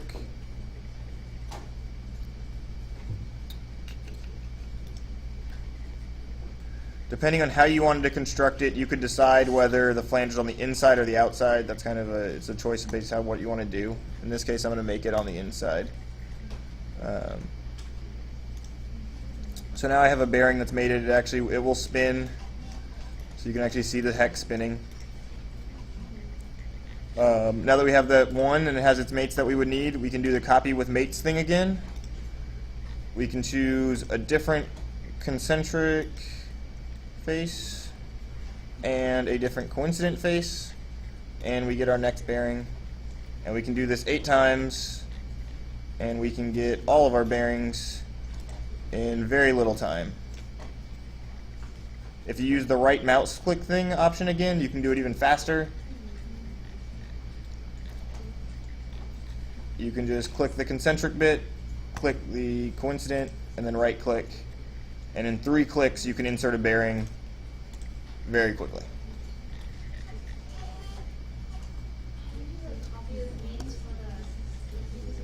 For the pinions, so once you have one fully mated, you'll right click on the pinion and you'll go to copy with mates, and then down here you get the options of where you want to do. So you click in the first box and it's the first mate that you did and it tells you what it is. So you'd click on the shaft of another motor, then you'd click on the distance one, and then for mine you would click on the parallel one, but if you don't do the parallel one, it's not a big deal. So you right click on the thing and go to copy with mates. So let me delete one of them so I can do it. So I'm going to delete this pinion gear. We're going to right click on one of them, copy with mates. We're going to come in and go down to this option where it shows all the different mates that it has. And it actually highlights the thing that it's currently mated to. So it highlights this in orange so you can see what you're referencing. So you're going to highlight the same thing in orange on the new bit, which is the shaft. It's going to take you to the next one. Again, it's going to highlight the thing in orange that you wanted, that you're basically going to want to click on the new one, which happens to be this face. And then it's going to take you to the next one, which happens to be the parallel mate down here in the little key seat. And now we get a whole gear, and you want to make sure you hit the check mark, and that finishes it off.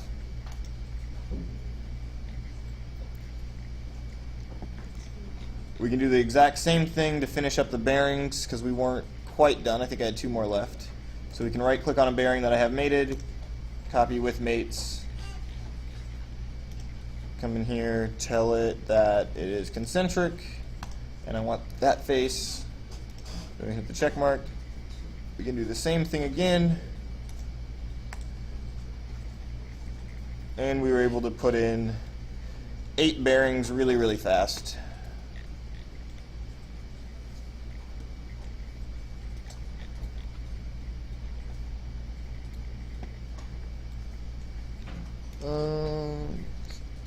If you're annoyed by all those little blue origins showing up, you can do view origins and get rid of them so they're all hidden. Then you won't see those anymore.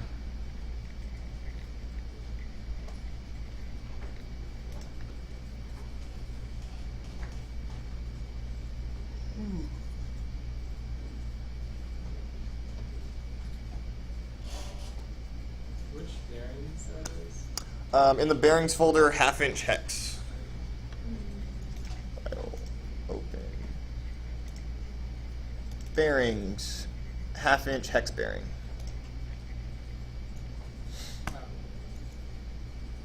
Yeah, in COTS bearings directly, not in Vexpro bearings.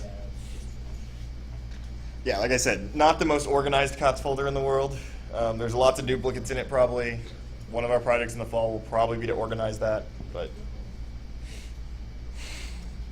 What does COTS mean? COTS is commercial off the shelf. Since you're not gonna eat. I'm not gonna eat it. I want restaurant food, Mary.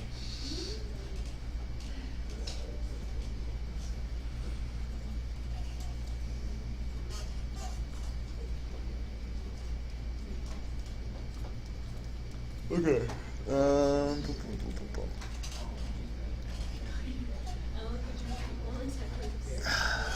File. Inside the COTS folder, there's a bearings folder. Inside the bearings folder, there's a 1-2" hex bearing. You can't put slashes in the file name, so we use hyphens for slashes, basically. The large holes directly next to the motors, the ones that fit it.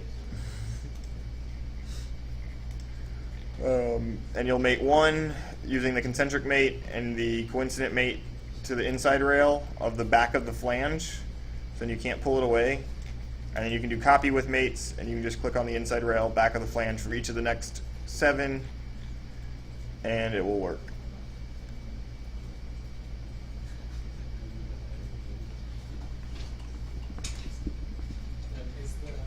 Is the rim on the inside?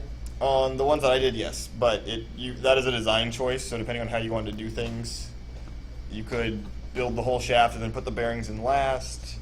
You can use this, if you do it that way, you don't have to have anything on the outside to keep the bearings from falling out. Currently, in this model, if you put the flange on the outside, you would have to have some sort of collar or snap ring or some other way to retain the bearings from falling off the shaft. 148 has used rivets before, just on the race, which works.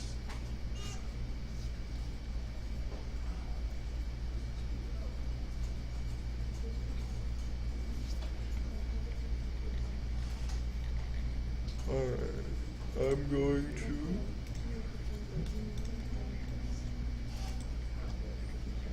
I'm going to delete some bearings for the example again.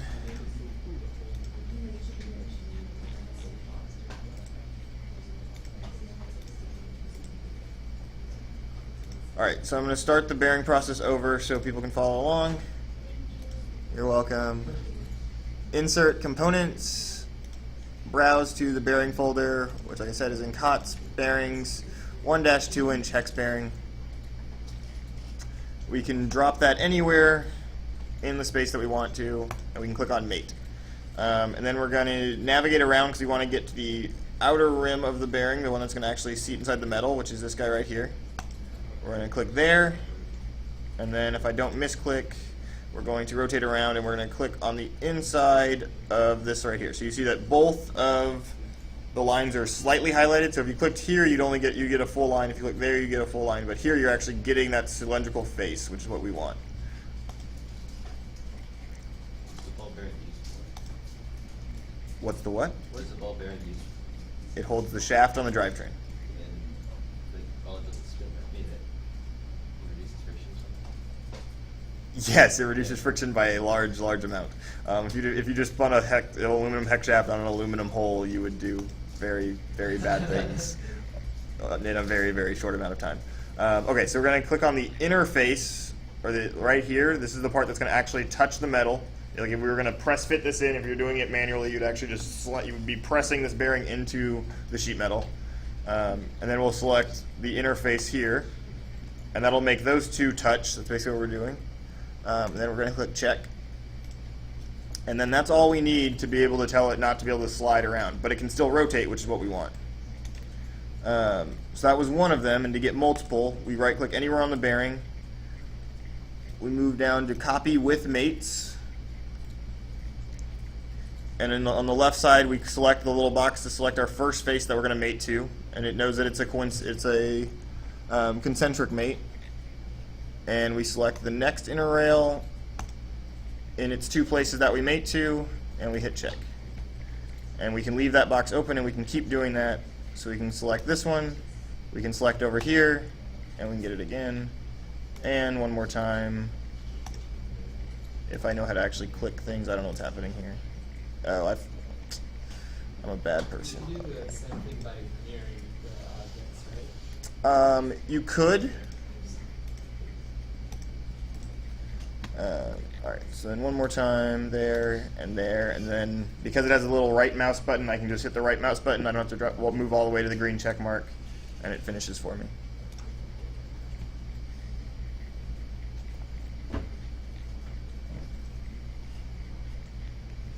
Yes? One of the sites is the gusset on the There's one side has a gusset everything. It's probable. We wouldn't use those rail things anyway. Okay, so the next thing we're going to do is we're actually going to put hex shaft through that hole, and we're going to make a custom length of hex shaft from a COTS part. So let's go ahead and open inside COTS. There's a folder called hex shaft. We're going to open a 20-inch long piece of hex shaft that we made.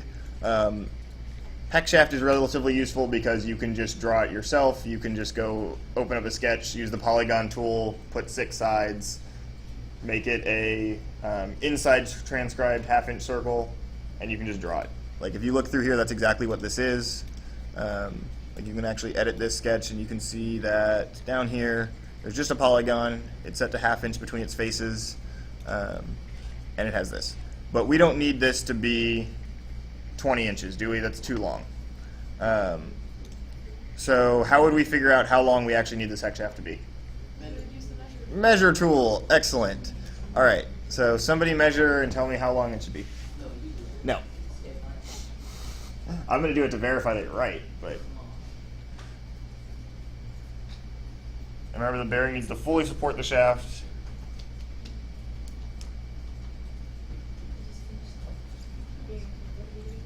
We're going to insert the hex shaft, so we want to measure and see how long the hex shaft's going to have to be.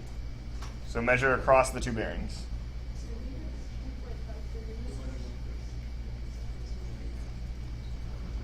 We have a vote for 2.5 something. What are other votes? I'm in the middle of a feature, so I can't change. Why not? Want to try? What are you doing? Well, in the middle of editing. So then don't edit the extrude. Hit X and get out of it. We're not going to edit the extrude yet anyway. We're going to have to save and make a new part. So I don't want you to edit the part that we have open is called 20 inches. Well, we can save that. We're going to save as, but you save as first. You always save as first. All right. New ideas for lengths? 8.01 centimeters. New ideas for lengths in American?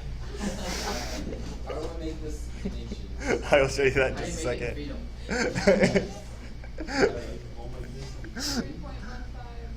All right, so let me see what I get when I measure. If I can measure in a reasonable time. I don't want that. Okay. I want that face, and I want this face. I get 3.154 inches. I actually have mine set up to be dual so that I can see the metric units too, and I can show you how to do that. In the measure tool, there's this nice little inch millimeter button that means units and precision. You can click on that, and you get a full little settings wizard to tell you exactly what units you want to use. You can check dual units to give it 2 different ones, so I normally tell it to give me inches and millimeters.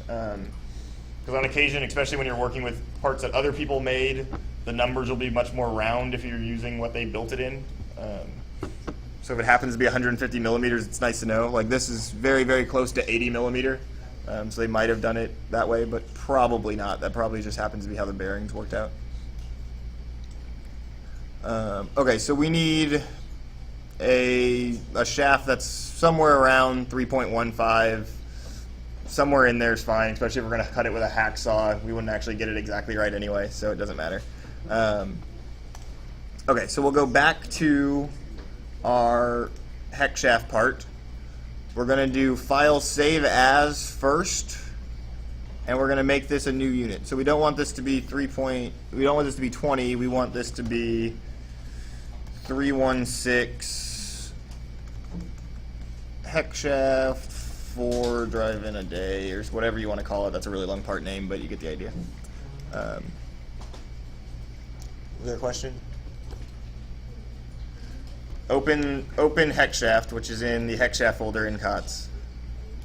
COTS hex shaft 1-2 20-inch long hex shaft, and then file save as something else. So right now it's still 20 inches long, but we can change that really easily by right-clicking on the extrusion and changing the 20 to whatever dimension you want to make it, something around 3.16.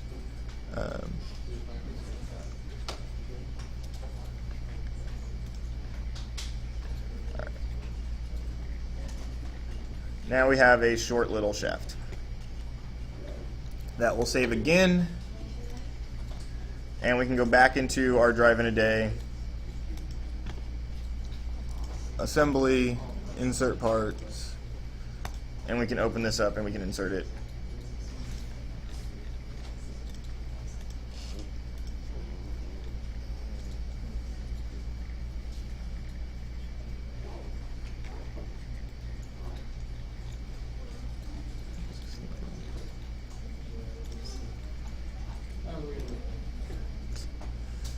So when I tried to make this, it tried to put the shaft this way. I clearly don't want it that way, so I can flip the mate around. So if it gives you something like this, you come down here to these little buttons and you flip the mate. So now I have it in plane with that, but now I want it to actually be in the hole. So there's a few different ways that we can make it. Concentric. It doesn't have to be perfect. Okay, so hex shaft is a little bit weird. We use it all the time in robots now, but especially when you're using other people's parts, not everything is going to be exactly ½ inch. So it may seem convenient just to take one of these faces and mate it to one of these other faces and make it coincident, but that's not going to be perfect because it may not actually have the rotation centered. So one of the reasons why we leave I leave that sketch on. Back here we have this circle sketch. We leave that on so that we can actually mate the circle to be concentric with this one. And now we know their center points are actually centered. It looks a little funny though right now because it's like digging into it and it's not actually working. So what I normally do is I come in and do parallel on one of these faces, and then try to get it to where I can see one of the inside faces of the bearing. So if I zoom out, you can see where I am. I'm going to zoom in really tight on the bearing and see one of these inside faces, and I'm going to make those two parallel.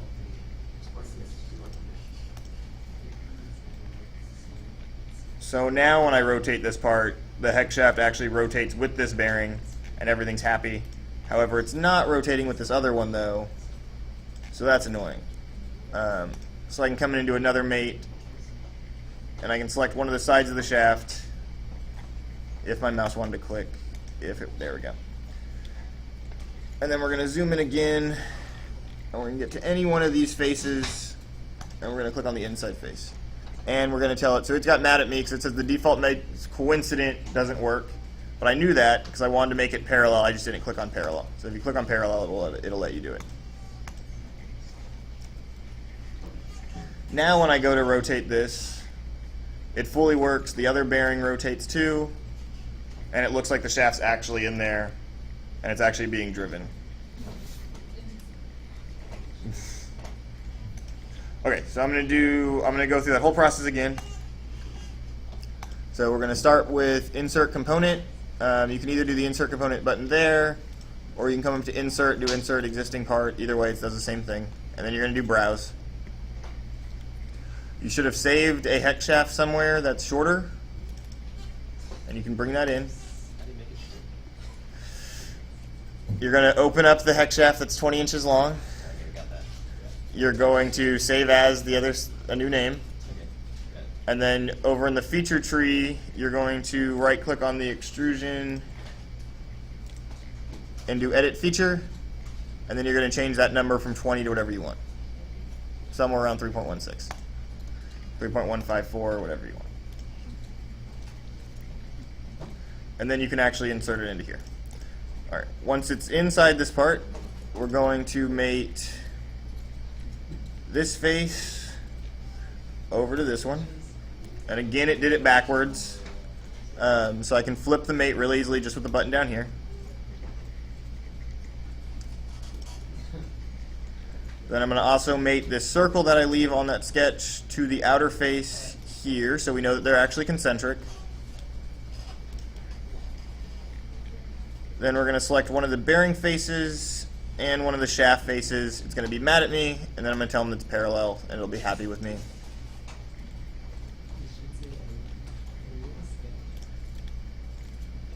Then we're going to do the same thing again, one of the bearing faces, one of the shaft faces. It'll be mad at me, and then I'll say parallel, and it'll be happy.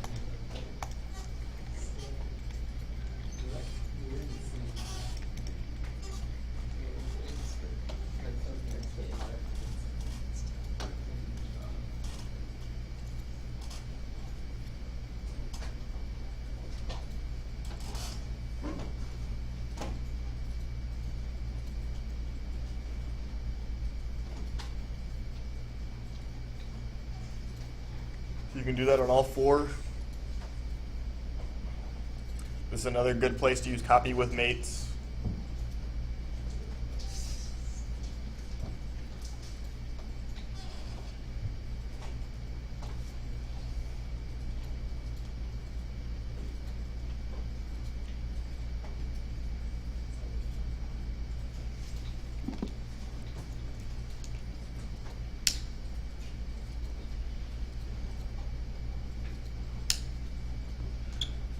Oftentimes on the real robot, we'll have it to where we like only model the left side, and then we basically almost fully mirror everything just to the right. So it can cut our work in half for the most part, especially on like the drivetrain where the left and right sides are going to be mirrored images of each other. It makes it really easy to do it that way.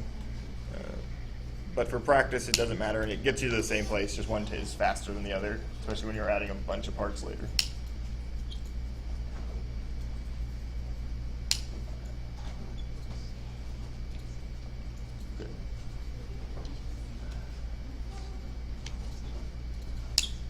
Did you do it to where it rotates and stuff, Mary? You did? So does it rotate with, does the bearing rotate? Do you mate, so each one of these hex shafts, if I do copy with, so when I do copy with mates, I get 4 different mates. How many do you get? Right click on the hex shaft and do copy with mates. Should be less. Or it should be the same. But I don't think I saw you do one, but maybe you did. Where's the copy of mates? It's in the right-click menu. So if you're out of everything, if you don't have anything to exit, and you right-click anywhere on the part, and do copy with mates. So you're missing a mate, Mary. You're missing a mate. You should have 4. You're missing one. So how did you make the part? Did you make it? I did the center point, the other center point. Okay. And then I didn't know what to do next, so I put one side to this side and the other side to this side. Oh my god. So It's understandable in my head. The hex, I felt like. right. And did you make them parallel? Did you make them? Yeah, I made it parallel. So you made 2 different faces parallel on the same bearing? Okay, so now add another parallel mate on the other bearing. Because right now it's turning with one bearing but not the other. Oh, the other one. Yeah. Like the one behind it? Like Yes. Yeah, your system does work. If you just it'll sometimes work. No, it works. Wait, how did you make? Is it able to drag back and forth right now?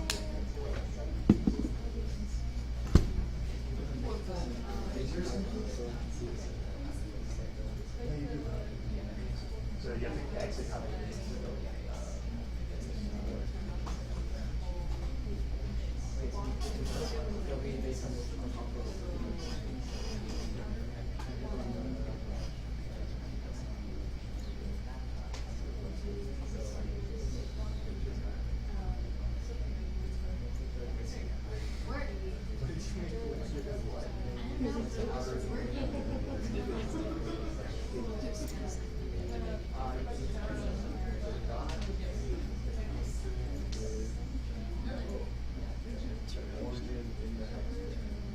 Okay, that is a that's no, it's good. No, it's fine. It does the job. And then you did those two. You did two. Salad parallel. Yes, that will fully constrain it because. Yeah, that was right. Longer way? No, it's the same number of buttons. It's just that works without even having to sketch it. So that's the first two buttons.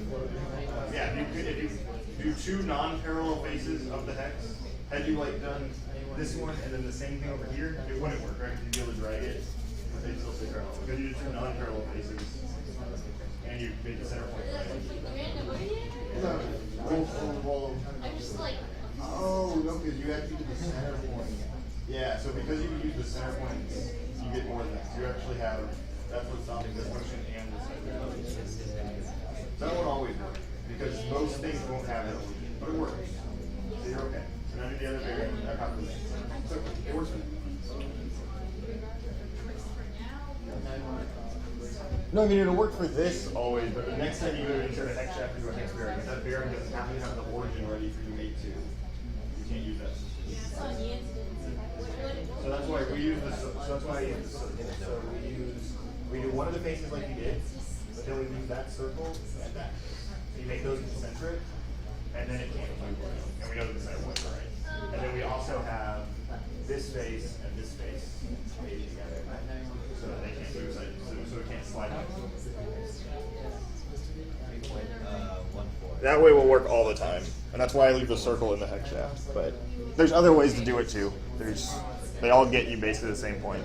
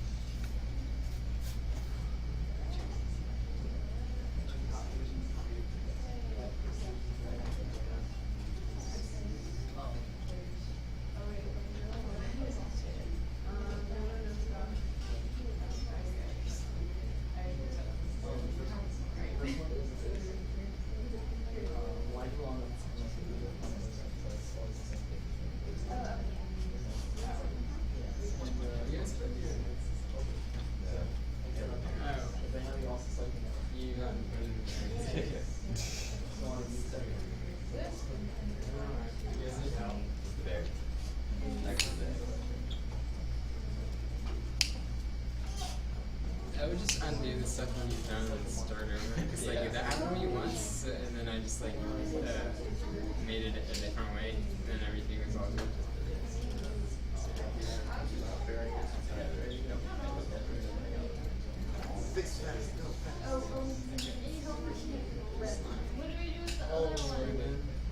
And then the lip is on the inside, so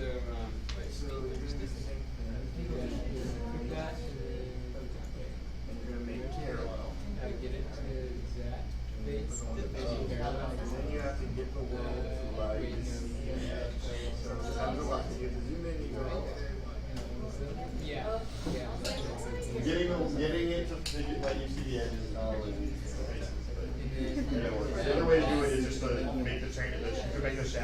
there, you can click through it. Right click on it. Wait, are you placing it in the right place? No, it should be on top. Up there, there's a hide, and then next to it there's transparent. Just Sorry. restart. Okay. That's hide. Delete, delete, delete, delete, delete.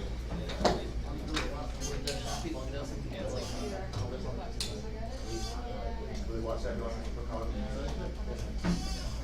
Outside or this design, we would have a shaft. You would only have one shaft. You'd only have one collar or whatever you wanted the retaining either. But in our case, collars, you don't get a big slip ring or snap rings.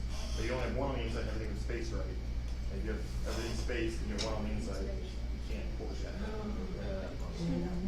that make sense? Because the flanges are on the inside of the bearings. So if you had a single collar and you had spacers and wheels and gears and everything, where everything was in there, tighten up one collar, you can't move it. So they would let you do everything with one collar instead of right? So it's that one origin thing, right? So when you click on it, it'll show you. And it shows you the origin thing, it's that origin. So when you go to the next one, you have that one.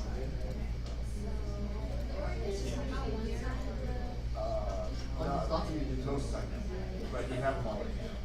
And you can tell one of them is parallel, and you figure out which one has one.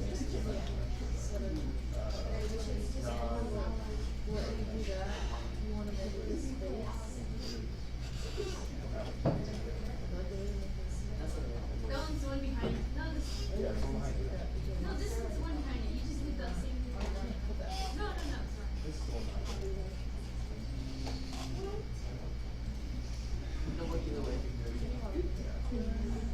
Probably. Because it's just parallel bases. So yes, it won't care. But it's nice to, in your feature tree, it's nice to have them ordered in case you want to go back and delete one. Oh, that's the other thing I haven't shown you guys a deal. I should have a name feature. Oh yeah, I was like, Come in really handy with no, no. it. I was thinking it's like, what is it? Coincident 13 or coincident 14? I mean, a lot of times they just say that way, like especially the mates. I never name the mates.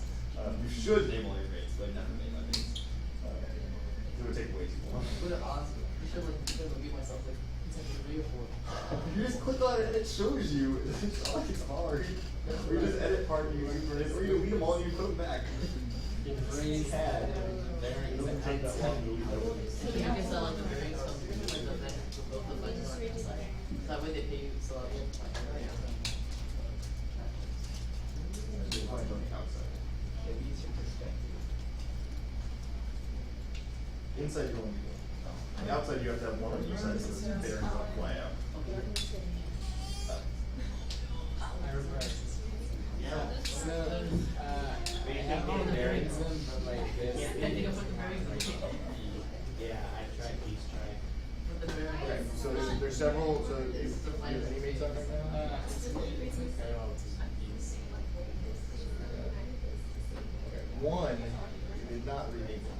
I did. No, yeah. No, both of those Yeah, I small. switched. Oh, 20-inch stacks have Yeah. small, Yeah, I think that okay. is one. Okay, sure. You just left it as, but the 20 inch obviously should be there, because it's no longer 20 inches long. It's a description. It's a description. I consider me. Yeah. Okay, so you have it, you know that face is parallel to that one. Those are very, I mean, it is parallel, but that doesn't actually help. Doesn't, that's, you can do without that. So the first one to do is to tell it that this face is coincident with this one. We want you to make it so we're basically whenever you're mating, you're trying to get rid of degrees of freedom, right? So that got rid of the move, they can't move back and forth now. So it looks like it's moving back and forth, but really it's just sliding, right? So it has to stay on that face. So now we can't move it this way. And now we have to get rid of the other degrees of freedom. So we want not to move up and down. So it's one way, but because the reason I leave this little sketch circle here is entirely so that we can make to it. So you can grab that sketch circle, grab the outer base of Never showed it as an and alpha. then go centered with it. Without making it centered. It's not pulled it or can't move left, right, but it can still rotate. It's not rotating nicely with the bearings. So now we need equal faces. So you come in and you select one of these faces and one of those faces in the bearing. And it's gonna get mad. So it's gonna be like, this isn't what default makes it. And then we tell it parallel. And that's where you need to go. And you do the same thing on the bar bearing, because right now if we spin it, it doesn't spin this bearing, it doesn't spin that, it doesn't spin the bearing, wait, it does. Had you made it in the bearings yet? I feel like you made the bearings. Yeah, yeah. Okay, that's just fine, that's a perfectly reasonable way to do it too. It accomplishes the same thing. But now you can copy with mates. When you copy with mates though, it's not gonna copy that bearing, since your bearing mates together. So if you've made it all of your sets of bearings and you're paying, then you're good. What about bearings backwards? You should. The opposite side. Yeah, good, but I would. Should. All I'm doing is. It's really easy to fix. You edit the mate, you go to the item, you put the mate, and you choose the other thing. It's a couple of clicks. Oh yeah, oh wait, I didn't do that. I got That was like, you're not Sarah. You're not Sarah. Why there's so many blue Jamie might say Stop with the arrows. The arrows are good. They can't. In our current system, yes, it would be easy, because currently I have no way to change the bearing. But so flipping is not hard enough. Just flipping is easy. No. So go look at the mate. What are you doing? We should have just used that as Better than mates. No, but if I'm wrong. You have one that is correctly mated? Or incorrectly mated? Okay, so then finding one. So first of all, does that mean? So this is the incorrect answer, right? So you write it down. You wrote this is, so that's really. I did. Oh no, I did that.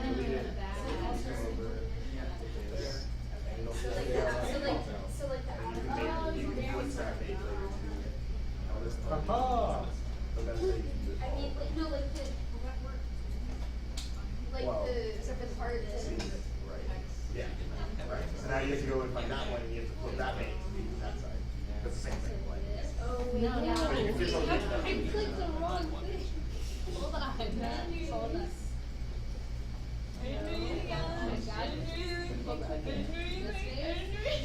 No, okay, this way. That one. That's what I did. No, I was going to move it over. You should trust me. I just told you. I'll be with mates.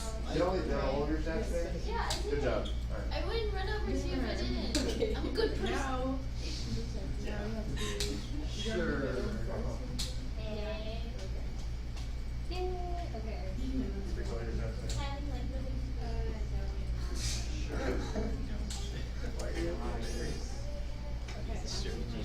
Or wait, not the shaft.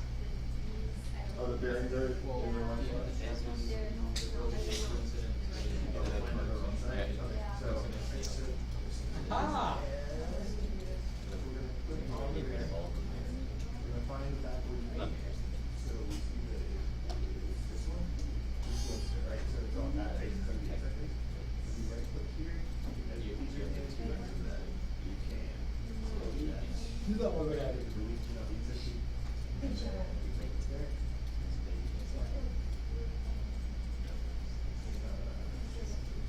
Yeah, so it's slightly seems like it is now. But we can go back into the section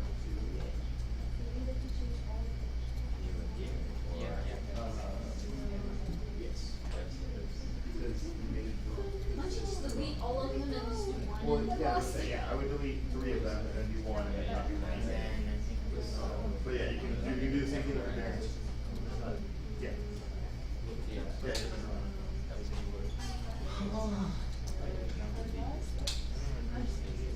He is a mentor on our planet.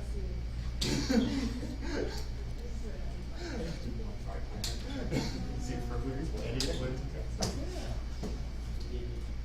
I did it. Alright, we're getting shafts on. Okay, so once we have shafts, we need to add. This is a complete guess. I don't remember what drive today is. If we go back on the Vexpro website and figure out what year it actually is, I'm pretty sure it's 72, but I could be wrong. So you know. I don't think I'm wrong. but I'm pretty sure it's a 1272. So we get a 72 tooth gear on that shaft, and then eventually we figure out how to get some sort of wheel with a hex hub on that shaft. There's several options there as well. 72 tooth hex gear, which should be in the gears folder, because I know that was in the gears folder. That was on our robot this year. Where's the gear folder? Hex Pro gears. Oh. 72 too? Yes, sir. Okay, all your parts are gone. Yeah. You put a few mates six. Now I put it back. So if view mates makes it so you only see the parts that are made into it. So we test the thing. So you're gonna put a gear on the head shaft. On the head shaft. The gear? On the hex. So 72 tooth gear on the head shaft. Like where on the hex? In the middle? No. Oh no, because that's like. It needs to be contacting the other gear next to the head shaft. Okay, I got it. That would make sense. It would. It's normally that's how gears work. Surprisingly. Like they turn?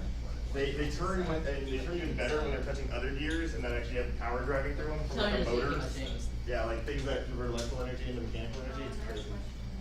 It even uses magnets.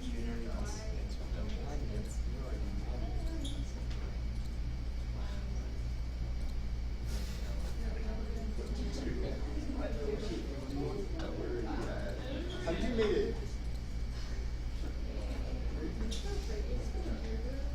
So we go to Vexpro gears. Second game.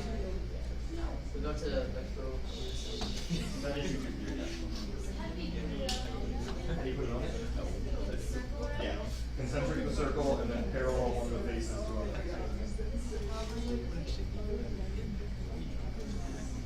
And then you can use the bearing circle or you can use the hex circle. So concentric and concentric and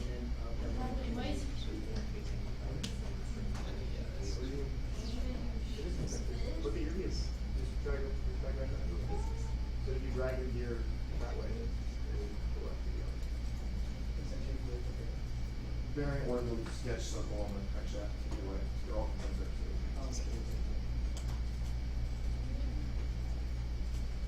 And then you want to do, but you need to put a distance maintenance somewhere because like now you can drag it around, right? So you want it always. So right now you see how it says underdefined. Once that sets to fully defined, then you know that you have a no reason to read. Although that won't actually happen. You can rotate it all right now, so it won't actually happen. Until we can whatever. But right now you want to do a distance maintenance somewhere to force it to be. But you don't need to change those. You want to add another one. The other We're gonna make concentric too.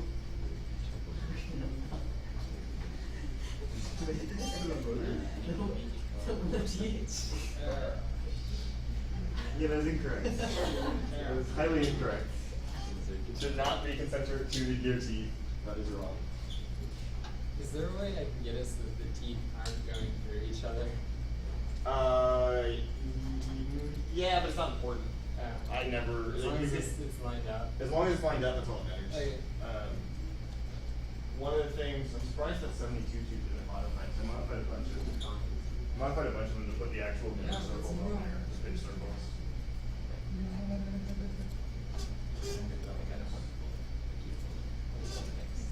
Jamie, I don't think that's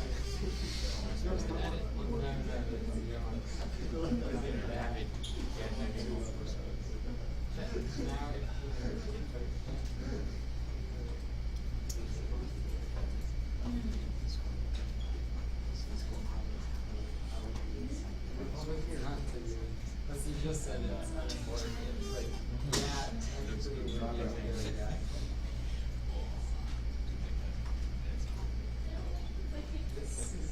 everything. So you would just use the distance mate on the wall. Measure numbers, it'll move for you, and you can find one that you like. So, yep, and then rotate the other face. Exactly. And then you're in distance. You can rotate over on the top of this. That's reasonable height, not touching the air. Okay.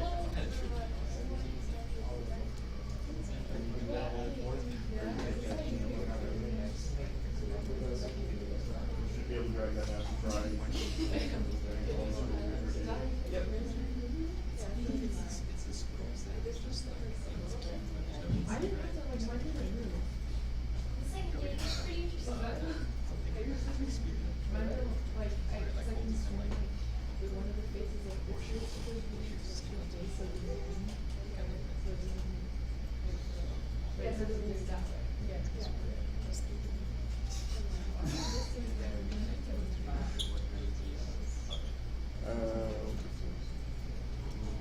Yeah, we should get 4 gears on, and then we can do, then you can figure out ways to get a wheel on.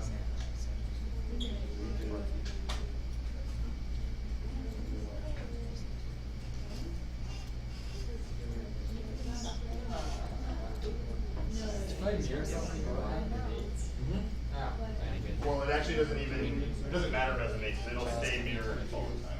But it will, if you mirror the whole assembly, it'll mirror. But it will, so it'll stay fully mirrored, so if you turn this gear, the other one will turn too. All the time. Which is okay for what we're doing, we don't actually care, we just care about the distance. Because it looks right, it moves, we're not actually trying to make it drive.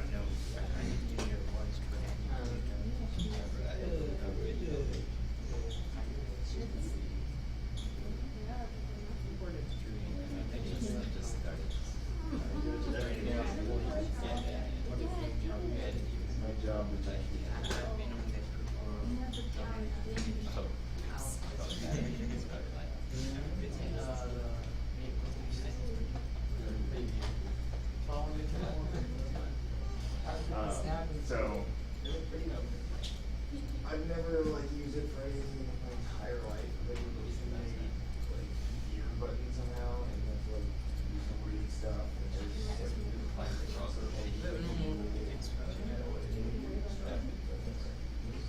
there's field ratio, what it is. You gotta figure out what the pitch circle is. Find the pitch circle somehow, and then do that. Normally so when you're actually laying out gears in the gearbox, you have to calculate center to center distance. But to do that, there's a thing called a pitch circle, which is where like the two gears, if you're going to put them next to each other, how far apart they should be. So in a lot of the gears, I think Interdex Pro some of mine modified it where they look really funny because their gears aren't solid. So I have a giant rim going through it at the pitch circle. So then when I want to bait that pitch, I just concentric or I just tangent those together, and it's already. Play around with it. And then you can use the gear mate on that and you can actually make it rotate together, but again. Totally working. We're learning enough to build robots, not to make pretty CAD. I can't even turn. Okay, you can't even turn this in gear because the thing is slot right now.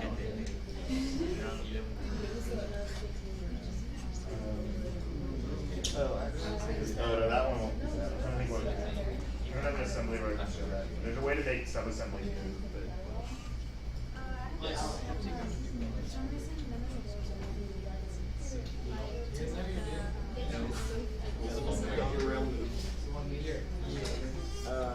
So, because that came unfixed, there's a couple ways to fix it. The easiest is just going to be to beat it back to its place. I mirrored these, but like mirroring them here won't work. So you usually copy this before you copy it here. So now the copy is made, so You're driving Dave. it doesn't work just control the okay. Okay. So what agents? So, because you inserted the drive in Dave into the part, which is No, it's not fine. here. What's that? Oh, I'm so not really. You got a bit of gears, right? I think I have yeah, that's So I selected everything, use control,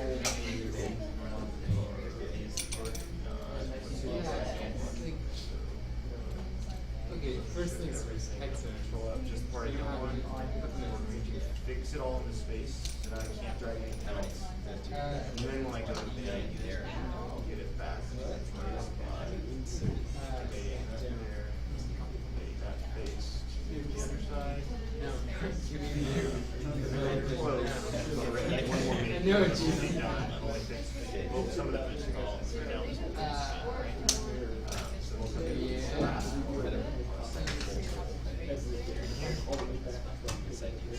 And now this can't move again. Yeah, I'm gonna tell you how to do it. I'm not gonna take it. Close, everything should Move update. it inside there. And we should get No, it's not me.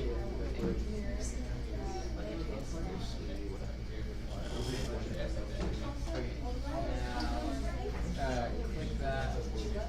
I don't. So, and then you can do the same stuff that we just did. You want to make 2 of those circles and then that fits the bottom face. Make sure you count the number of circles over should be from the one. Hey, Alan, can you let Andrew in or do we need to start up? That, see that little room? All of them. That. You got to. No, that. 3. Why would you ask it? Zoom in. Oh, that's a better question.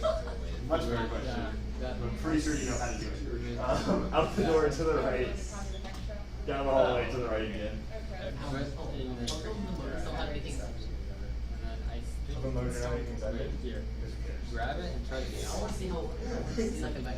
We can open up the sim back to lab, but they're not gonna count it all. So when I made a transfer, it's like, oh man, it's on the map. Yes. It runs on magic. now. The lip is on the inside. Don't ever let the magic smoke out.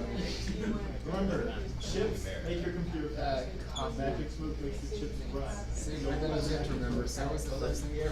First thing we did was I know. What is your computer? No. So what this is like, you have the mate, every mate you did before, you have to establish the new mate. So, whatever that is, whatever that was, yeah. So, now you are, except that it's gonna do I mean, they, in like one of those random like 10 parts electrical things, they gave you like a little like yellow crimp, like why? Why would you ever have that? I think I needed it once. I actually did one at once. And I was like checking the height and it showed how. Like I put one on just to see if I could be able to slide a motor over or not. And then we ended up building it anyway. And we got like that. Oh. Like the fan.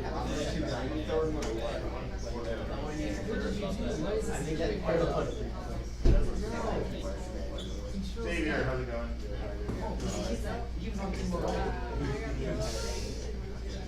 You made that. Xavier was a he is a disability. He's out.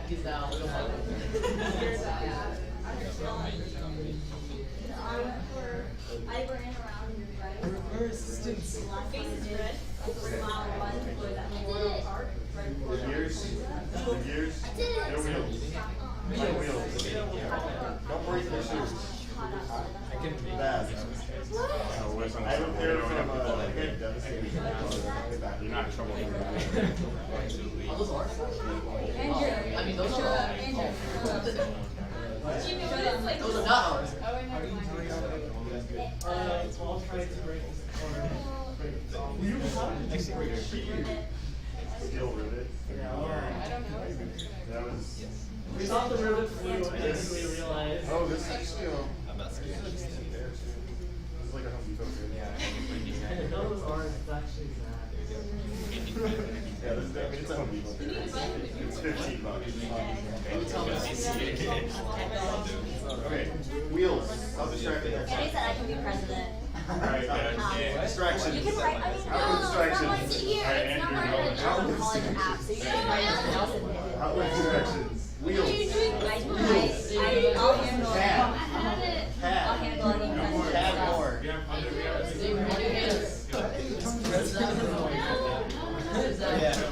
CAD. Where's the wheel? Find wheels. Oh, it makes I want you to add 4-inch diameter wheels with anything else wouldn't fit. I made a train. And 4-inch diameter wheels with some way to have it mount to a hex shaft on the shaft. Wait, It's gonna be on the hex shaft. that's a good one. Yes. Huh? Oh, that's why nothing else fit. Cause I'm gonna have to change all the, I'm gonna have to change all the distance space from all the way. Oh. near this, and I tried to near it, that would work. As soon as you near it, it goes I'll in leave it. there. It's very possible. I'm showing you. Can I get back?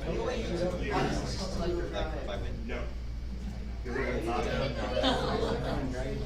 It's like good for the hot weather and see what you don't just throw the wheels in.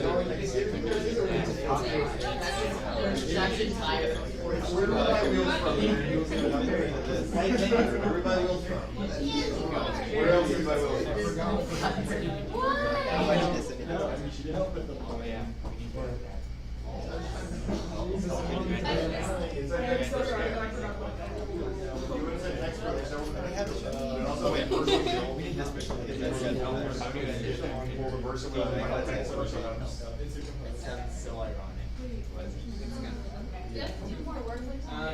So I forgot what makes. Yeah, like. No, I know, it So I wasn't. tried to mirror it, but like.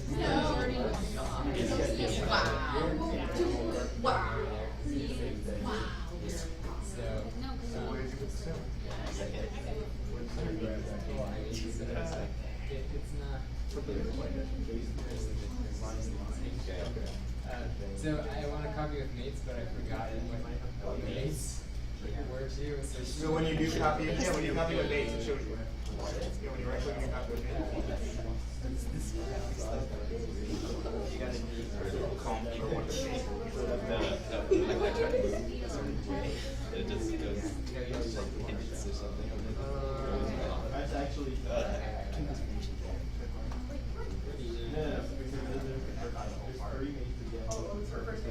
So you can't copy with mates a mirrored component. Oh, is there? As long as you have the original, you can do the mates. It'll work there too.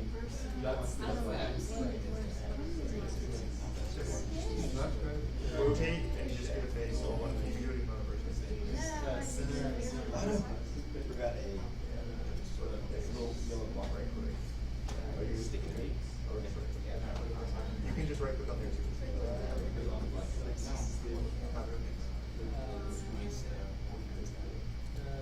So you click one of these.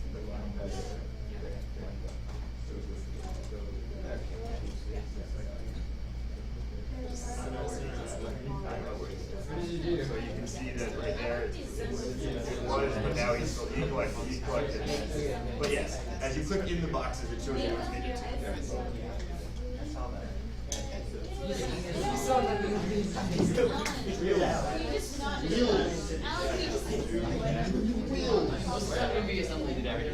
Wheels, you're almost always, all of what we do is CAD. Yeah, you made it.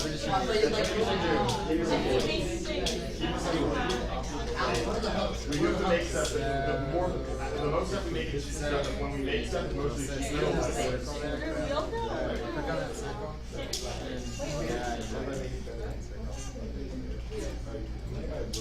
There. And then create break, and then around, and then make it concentric with break. Go like, and then make it concentric with that circle. So I need to do that. You have to get a hex up. So why would you have put them all up? Like how many on each wheel? And you move around on or One hub and one hex. no, that's base. Click on the Like circle. they're on one side of the line. No. Do it again. So you put a hub on one side and you put a bearing on the other side of the wheel? I just want to get Italian assembly. That's the. You could, Yeah. you make it something in this one. Click that. Click that. Oh, so actually, no, yeah. Click it. No. This. No, that's here.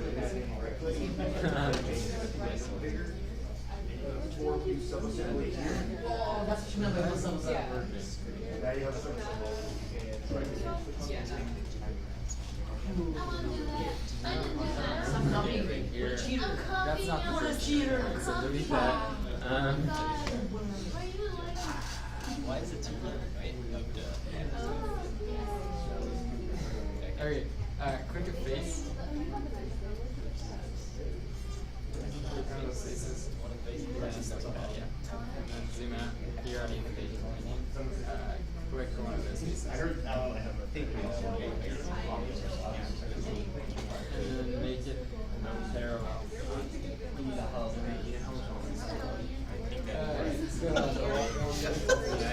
Yeah, here's the distance and this is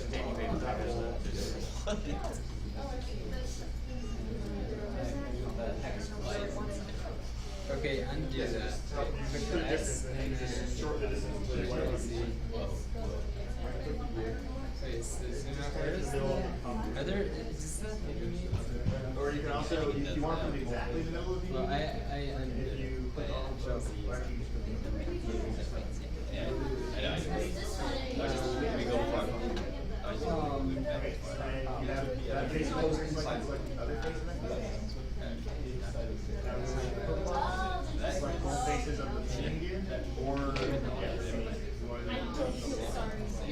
think I'm actually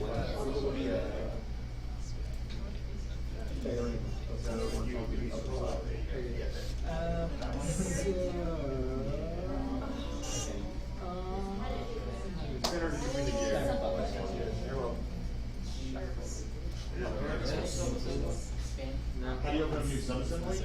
If you select whatever parts you want to be a subassembly, you right click on it. In that menu, there's a little arrow at the bottom. Okay, now delete that face. That's it. Now you can make it. Yeah, make it move around so that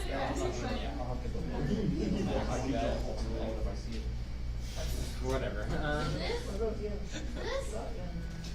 Okay. Oh, I need to show people how to rename stuff because we haven't got to that point. It's important now. Okay. Everybody look up at the TV real fast so I can show you how to name some stuff because it's useful.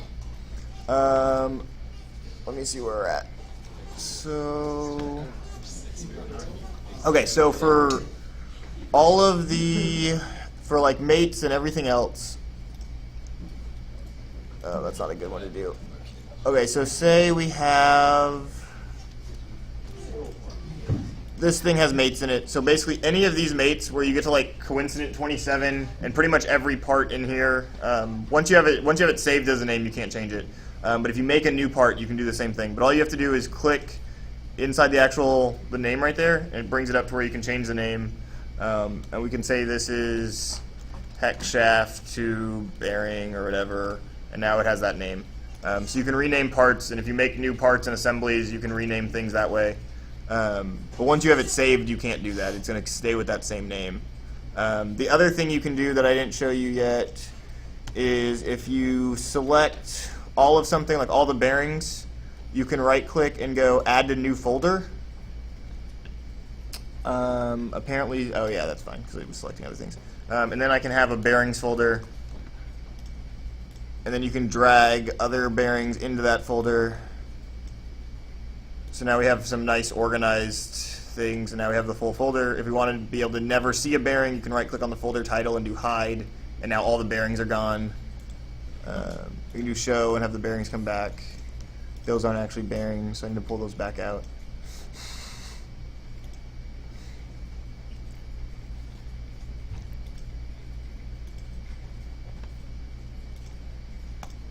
So that's how you do folders, and that's how you rename things. If you want to rename the folder, same thing, you just click on it, and it'll let you rename to whatever you want as well. And I was showing a couple of people, we had a way to make subassemblies, which is something else we can do. We select a few different parts. You right-click, except they need to all be within the same thing. So what happened?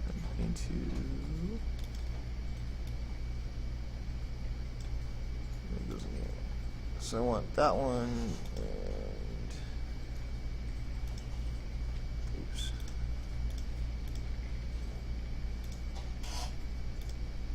Okay, So then if you right click, you hit this little arrow thing at the bottom to make the menu go longer, and do form new subassembly. Now it makes that part its own subassembly. You can rename it, you can open it specifically.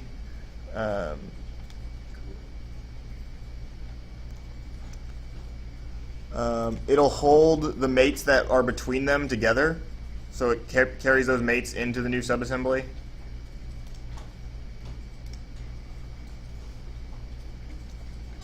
So that's useful for wheels and things like that that you want to put in places. This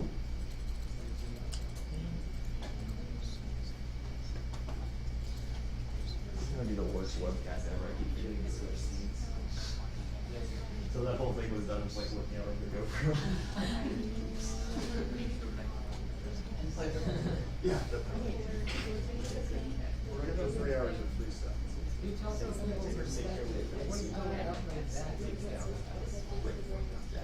like 2 sides of the ear and 2 sides of the chair.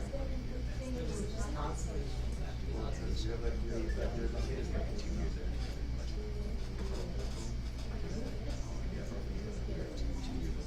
We can drag it.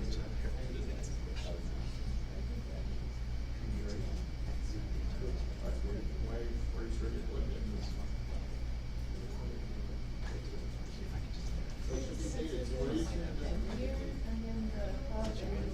So then do the advanced meeting again? What did you say? You guys see doggies? These are rifles. Yeah, dogs are like see. You have air. Why is it still not extra? You can always ask You the can't guy say that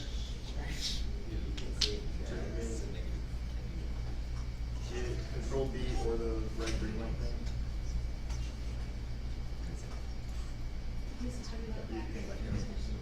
Okay, so yeah, it takes out from safety, you don't know what they're on, what they tell you. So it was a mirror card. So that means it's also a series. Because it was mirror, it kind of freaked out. So it's on a You guys freak out know. the weird nations. If I drag it back. So he's just dragging more than one back. Totally not always the best. Oh, you how to save your subassembly? I only What's that? I get that. This? No, it is not. Normally if you just hit save and then you hit the X, it's not that X. Cancel. Cancel. Wrong X. That X. That X all bubbles. That X profile. Hit save. Or yes. Yes?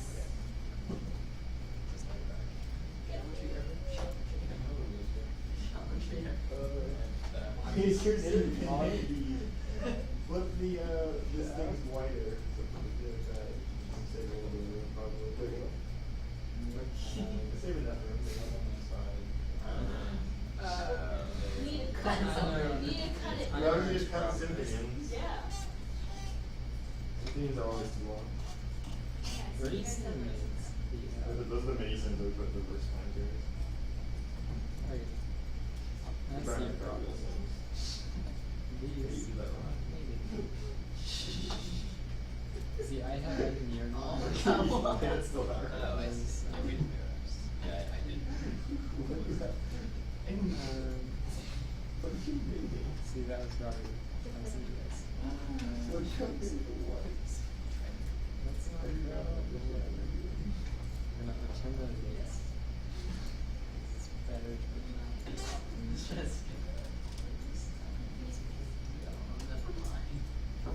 What else? There you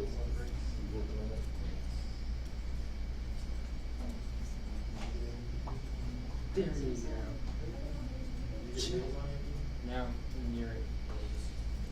So you have it. No, get actual wheels. Go into the next row thing, find a hex hub, find a wheel, go over that, wheel parts. We have gears in the right place. Do you have wheels in the right places? Wheels? Wheels. Find a hex hub, find a wheel, find a hex nut, find a wheel. You can put omnis on it, maybe. It might fit. I mentioned the wheel wells. I don't know if it fits. Omni probably won't fit. I don't even think normal wheels fit.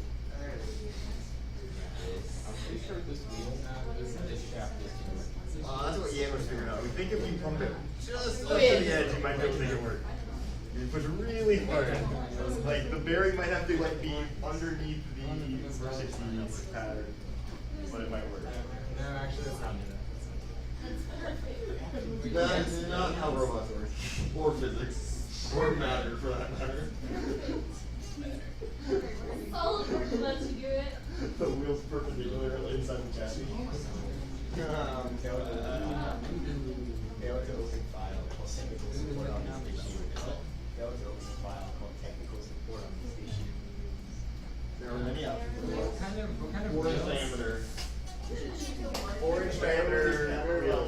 Open your file. Find whatever the form is. The Vex Pro folder? Sure.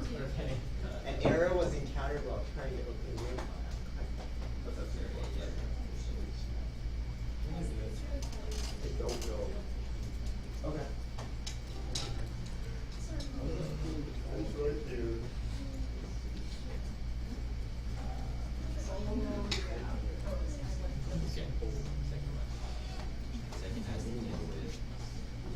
Once we get wheels on, what else needs to go on to make a robot?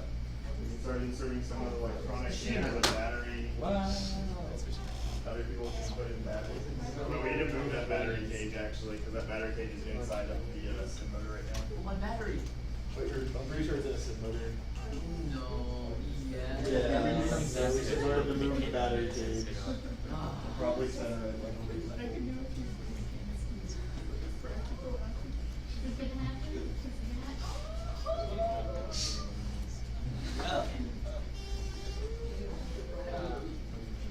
Deputy Trey.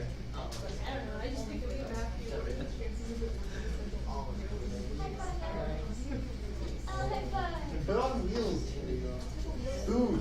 High five. Food. High shoulder. Food. High shoulder. Get away from me. Stop hitting my shoulders.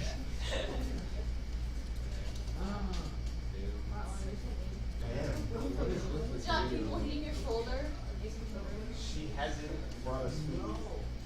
We all need to be on the bandwagon of parents bring us food. I'll do Oh, it. wait, I'm doing delete. How do you undo a delete? Is the undo button grayed out? Yes. You don't got a lot of luck. I'm so sad. Did you delete? I tried to delete my actual builder, and then they copy and paste. Yeah. And did everything. Yeah. This is one of the issues with SolidWorks. Where'd it go? So sad. Zoom out, zoom out, zoom out. Oh, did you close that window? Oh, yeah, you're good. Yeah, I know, you're I'm so sad. No. Save everything and don't move inch with that. Oh, I didn't save it. That's probably a lot of problems. What? No, I mean, I didn't save before I did it.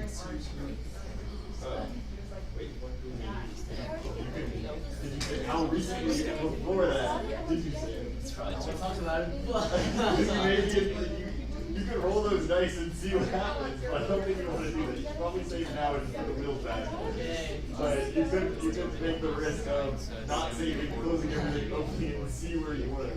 But often it's not. But yeah, saving regularly is a good idea because SolidWorks is known to just randomly crash really hard. Whatever you want. It's your file. It's your first Where are the one. wheels? It's my first one. What is it, my first one?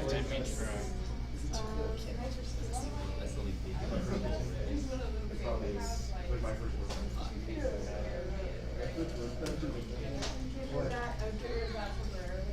Does it say save and rebuild? Save and rebuild. Yeah. Pretty sad. You weren't good enough to save me for myself. No, it's not. It is in fact very much a you problem.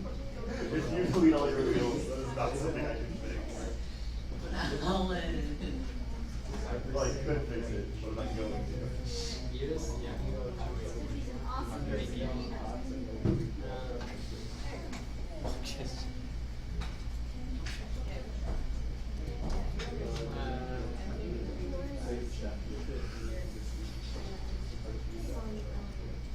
They need help. They require assistance.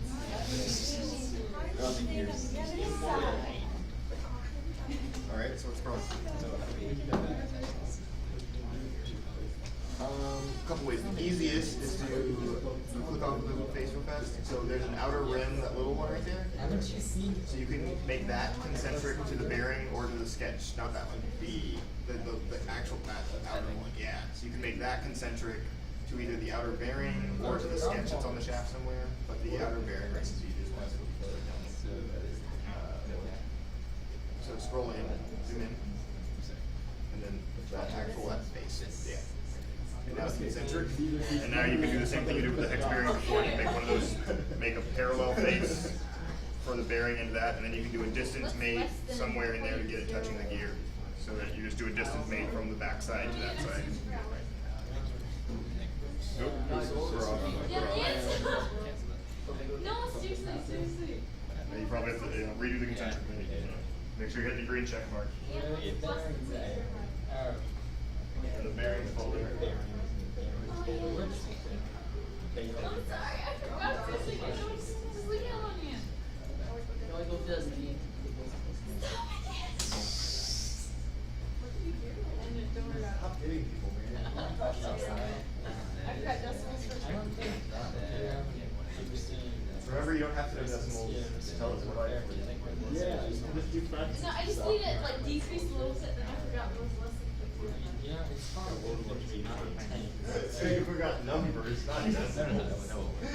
You forgot how to count. There's a very big difference. Don't be wrong, I've definitely forgot how to count. I once thought there was going to be like 30 pounds of chain on the way. That was an interesting day. That was a really long night.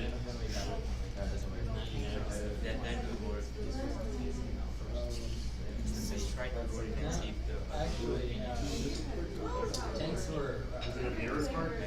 for seeing the problem. Well, the first, that was already there. It's the battery. Oh yeah, there's no base. You have to float it, and you can control it. Oh, it's just a base. Yeah, it's just base. Yeah, well, I'm not going to read it. So we shortcut it and straight over to the geo. Copy and paste them, no, it's like.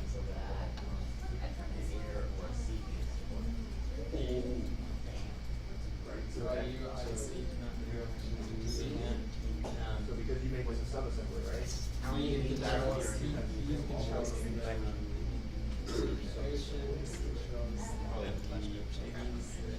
Okay, that was kind of sort of.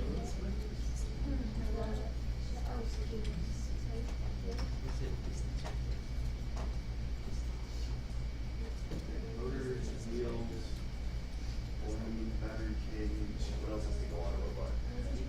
It's probably good wheels. They're not really Which one's like? Okay, but You're like, how many days, which one's Yeah, that's good.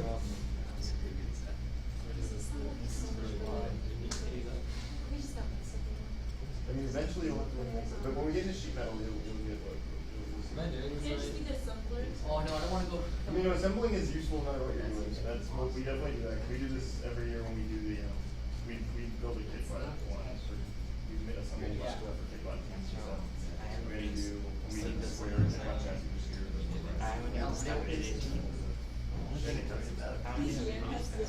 There's a lot of modifying parts.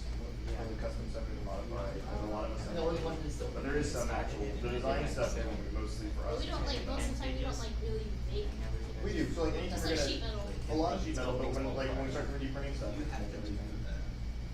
But when you're making it though, the hard part is if you're just making something random out of nothing, it's hard. So most time you start, you make stuff off of like spec sheet, so you figure out that, like the encoder mount, you know that you have to have a certain size hole that the encoder's gonna fit in.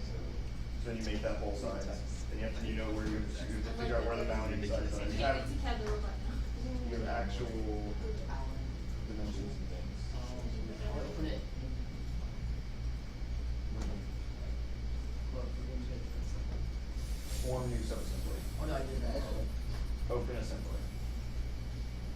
top on the little buttons. Same way you do open party. The first button on the left. Oh. I was like, where's the folder? My folder.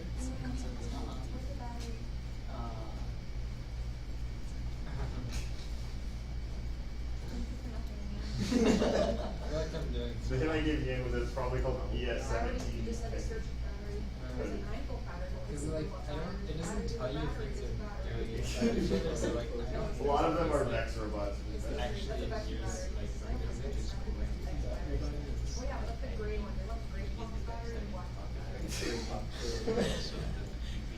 Which one of the Pretty black reliant. Wait, when do we use black top battery? Black? Black is a black top. More help. Yeah. That's why you use black. I don't know, we don't use, that's one of the, that's We the, use black. I know, but it's a Genesis battery. It's not an Good. NK. It's not, pretty reliable. It's It's fine. won us quite a few matches, it's not an NK. but it works just fine. Yeah, that's what I like. Alan. It's clearly I buy it. We've won quite a few scary matches. Not that I would know. You're the only one who would know. Yes. We're supposed to, we didn't make a better way to database, to keep all that data somewhere. What data? Which battery using which match, and make sure all their logs and things are Oh, that was really together. awesome. Yeah, we're supposed to have a spreadsheet with all the amp hour ratings and stuff. Good job, now move the battery holder. Nope. Move the battery holder. Yeah, cause it's innocent. You zoom in, it's clearly inside of the motor. It's very What nice. is it? I don't know show you, man. Is It's inside. not even touching it. It's not even touching it. You can't just deny reality. See see that small space in between? Rotate. Rotate. Other way. I wasn't. These aren't fair. It's like it's my life. It's a bearing, it's a little point. It's not make the order. It's kind of like extra I mean, I see it going through it. It's not. How do you get it? So you're gonna have to unfix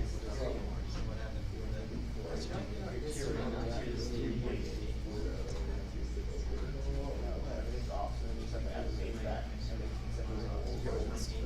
yeah.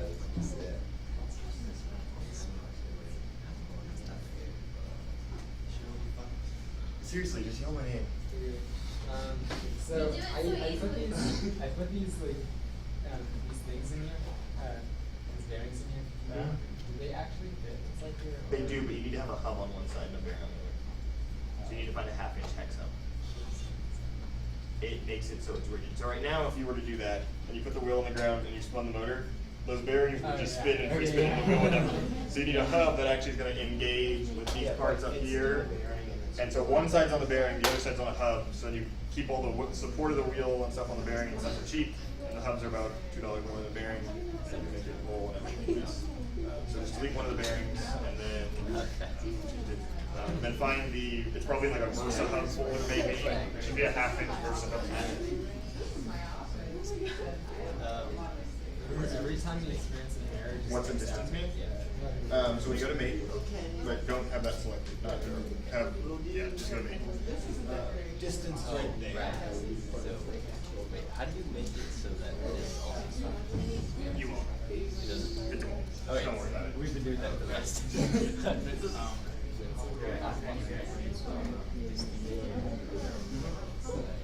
Andy has licenses. Yeah, pretty angry right now. He has them.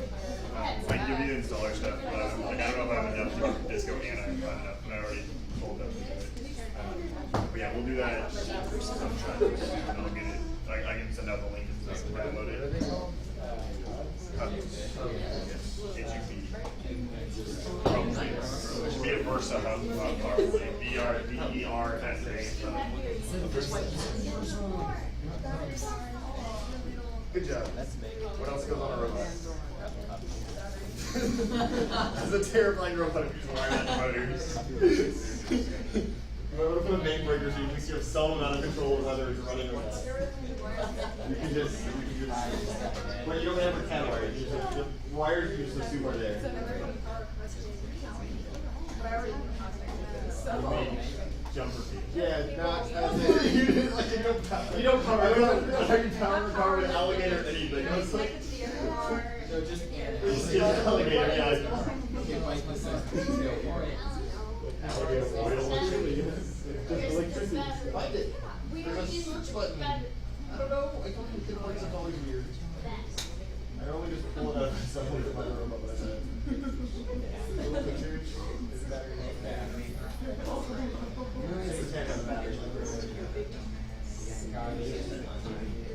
The 610 library is very nice. Ours. So cool. Ours is very functional. It's been already here. Wait, are you like really true about the answer? Yeah, we're gonna reorganize it. No! Wait, what? We have to reorganize the CAD library. So that's it. Oh no. Not this week. We have to clean up the whole drive. Right now when you pull the whole drive down, it's like 2 gigs. It's just too much. Some boys are It's more than 2 Just like gigs. this It's just the library. It's like 4 gigs. That was, yeah, I saw this one. I get used to like whenever I'm on this, I need to go this and then I'll just go this. Why? But just like, just move it. It's like if you, I don't like Right, but you don't, but you just don't move anything. Like you don't have to actually move it before you make it. Oh no, you need to get that. I mean, you can like use like.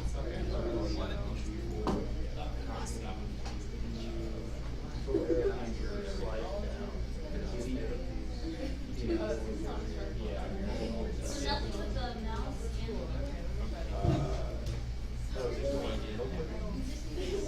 every time I try. No, I don't think the mouse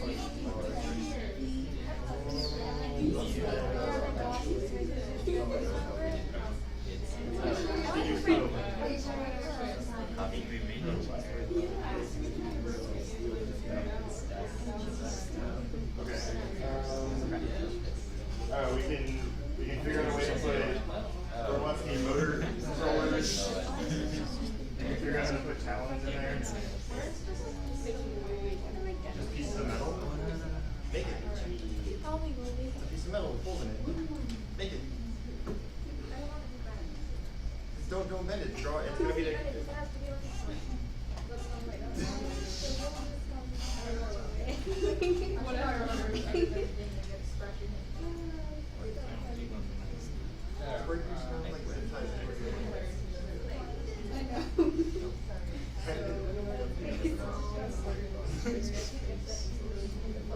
Maybe, so like with the way we do it with like is you have like just a hole, but it may like have a belt now, but you don't have to. It's gonna just be anything that has a hole. Oh, that's the one we're trying to You just put. Okay. Right. So maybe you can make it L, but you just don't make it bend. Just draw it as an L and extrude it. Put a breaker robot. Don't be fine. Just put an L.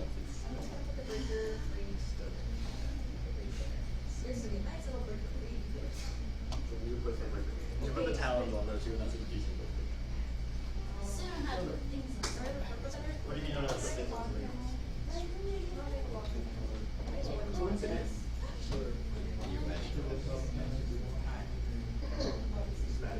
You made something else. So when it gets down like that, it means there's something else on it. Yeah, so then go find the mate folder and just seal it up.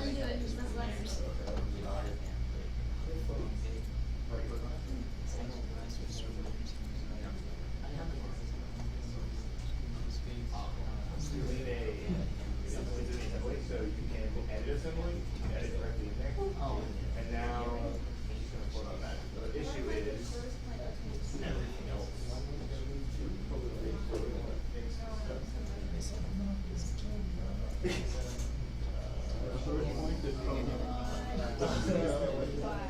And then do what's made of too.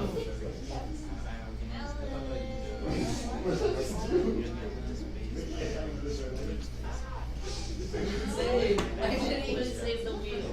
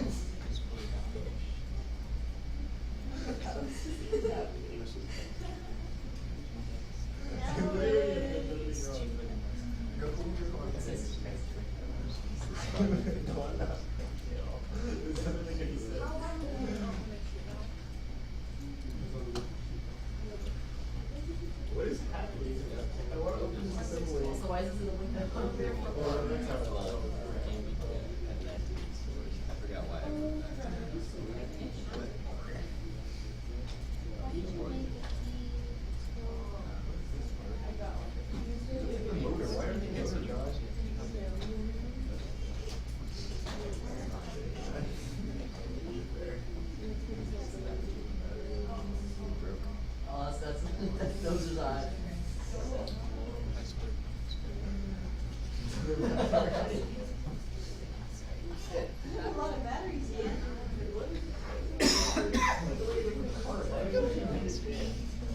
Wait, how come Those modules? are double. Those are eight. Those are How come when I turn this those to are.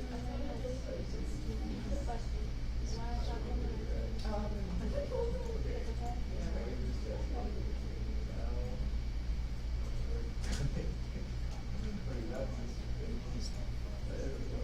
okay? Okay. Let's see,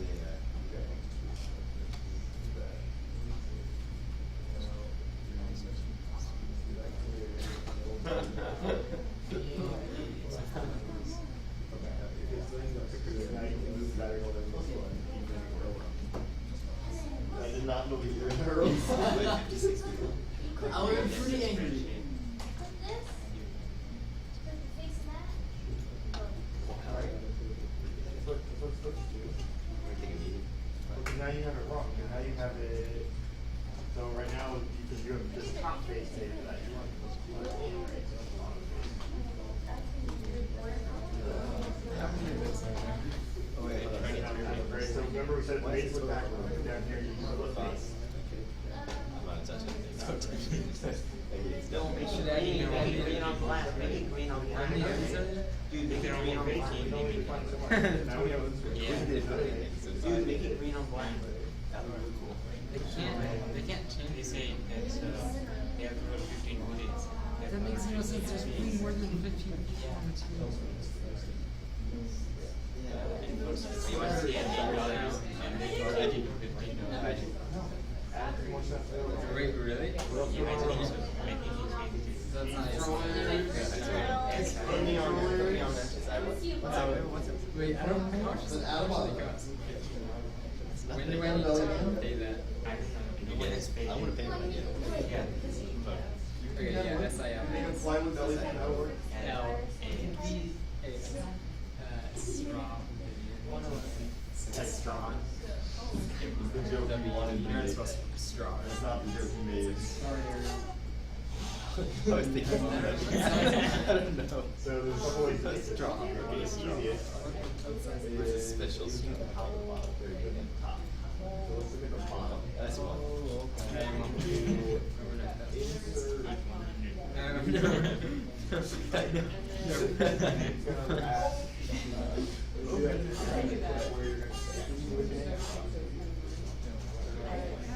Everything is It's like, you know those showers that they have new monkeys?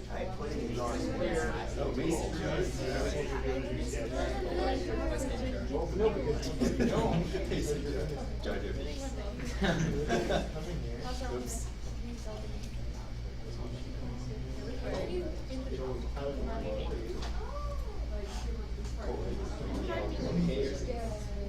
Now we make it look.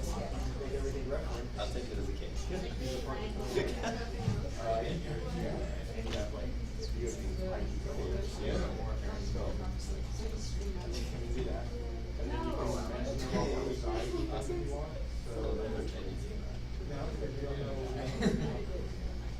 We're at 24. Yeah. Somewhat speed of illustration. C2. It's Call of Duty. There we go.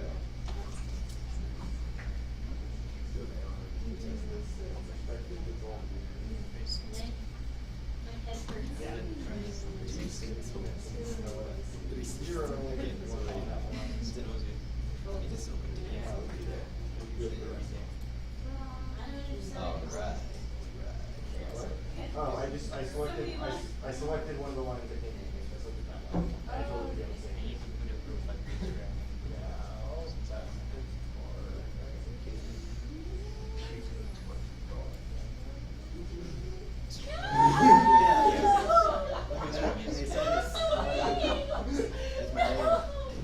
I attended there was one out of this And you press me, he's like, this side, and I was like, yay! They deleted it, yeah.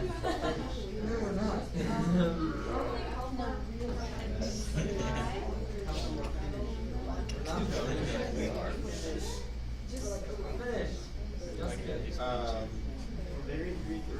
only 2 times material thickness. This video game. Yours, it would be 1/4 inch, but you can, normally, stuff would be 0.09. You can do games would be good approximation.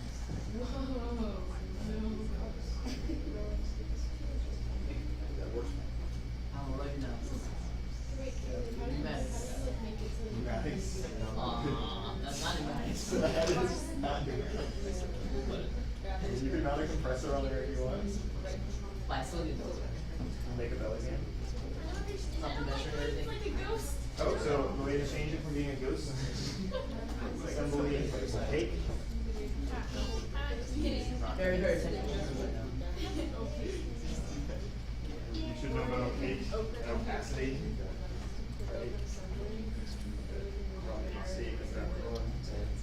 Thinking of trading cartridges. Ooh, we're not making buttons.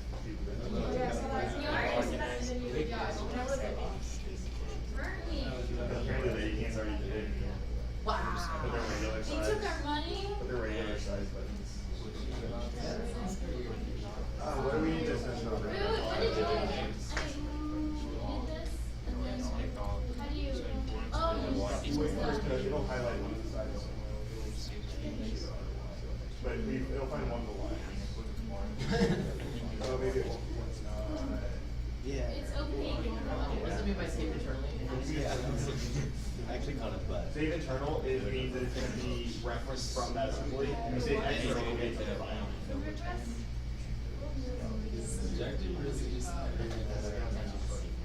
Later on, we're trying to get on board with that. For roundup, people said something about a movie. Yeah, like apparently. Back to the Future 2. What is that?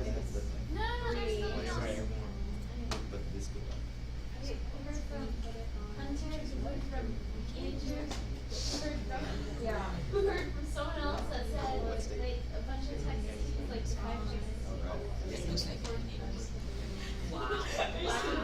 Like, said, like, we're gonna watch something else. That's what I am not even privy to any plans, so we need to make a plan. I don't know. I don't think it's back to the future. That's it, one of the first three.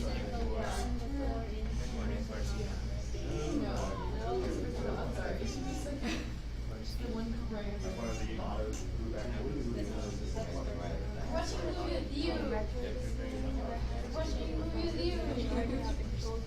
Talking with you. Is it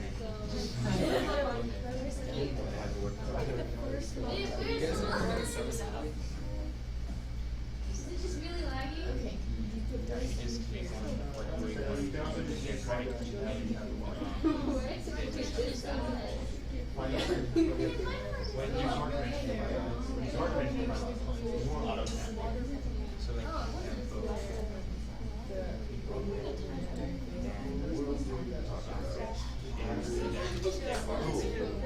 So yeah.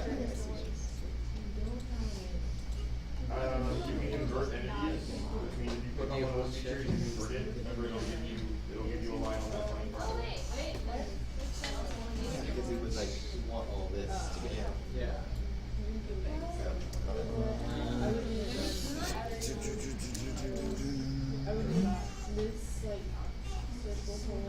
Great default. Oh, wait, wasn't it? I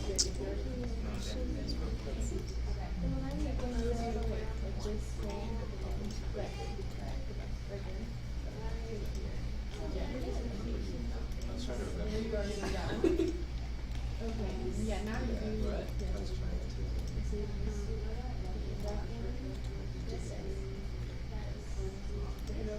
There it is. What music is it? Yeah. And where to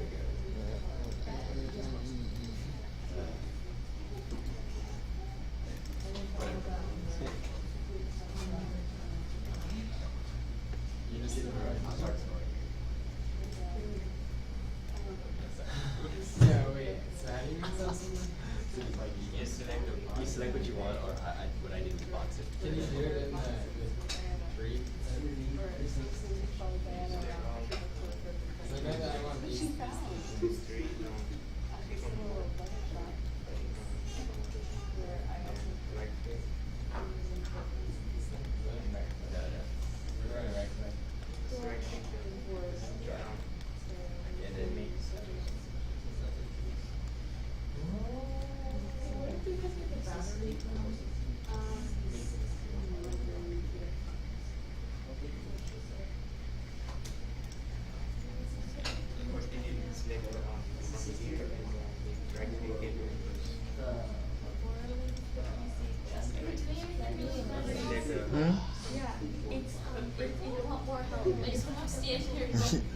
I mean, I have to get caught back up. I'm behind. How is 0.13 16th or 8th?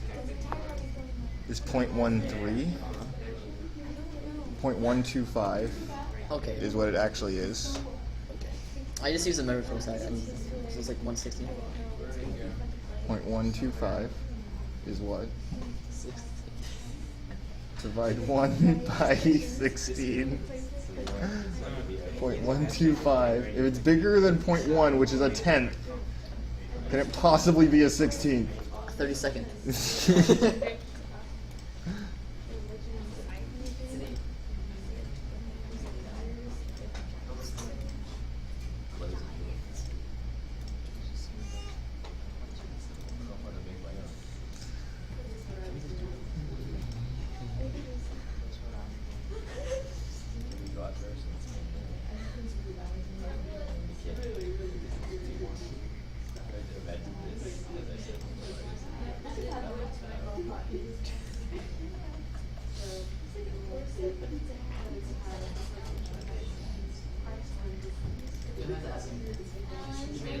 Go to the bathroom.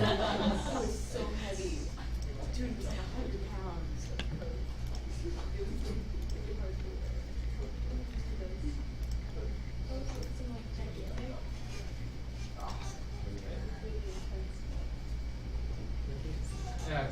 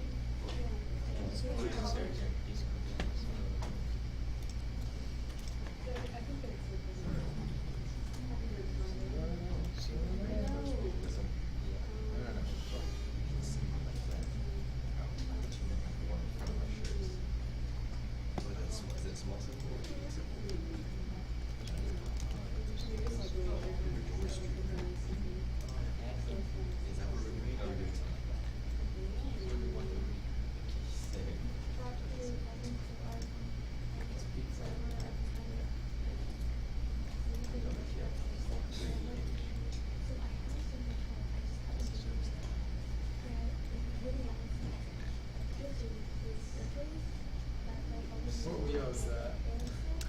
That's a Versa Wheel DT. Versa wheel what? DT.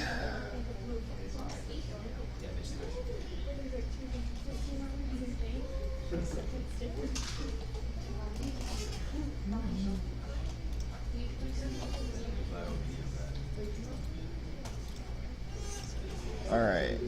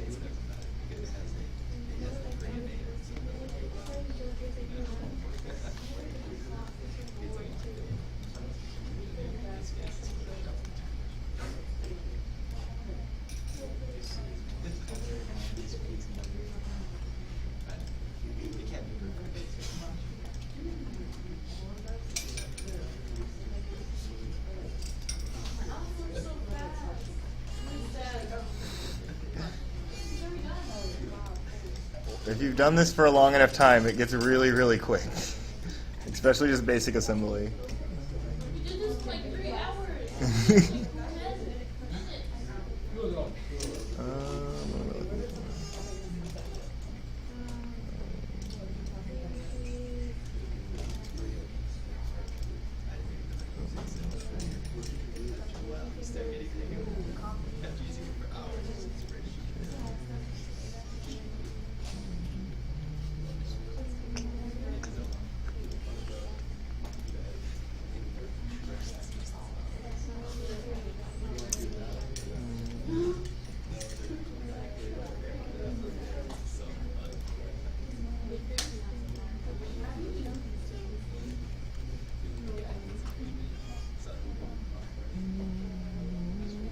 Failing. Let's see if we can find a compressor.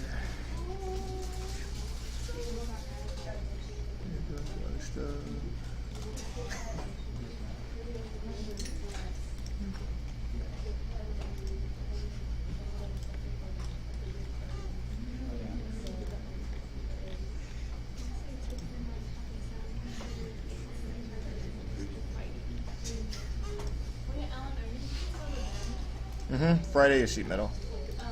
We're going to do some more assembly stuff tomorrow, and we're going to look at drawings as well. Today is Wednesday. Friday we will do sheet metal stuff. This goes on until Saturday. Correct.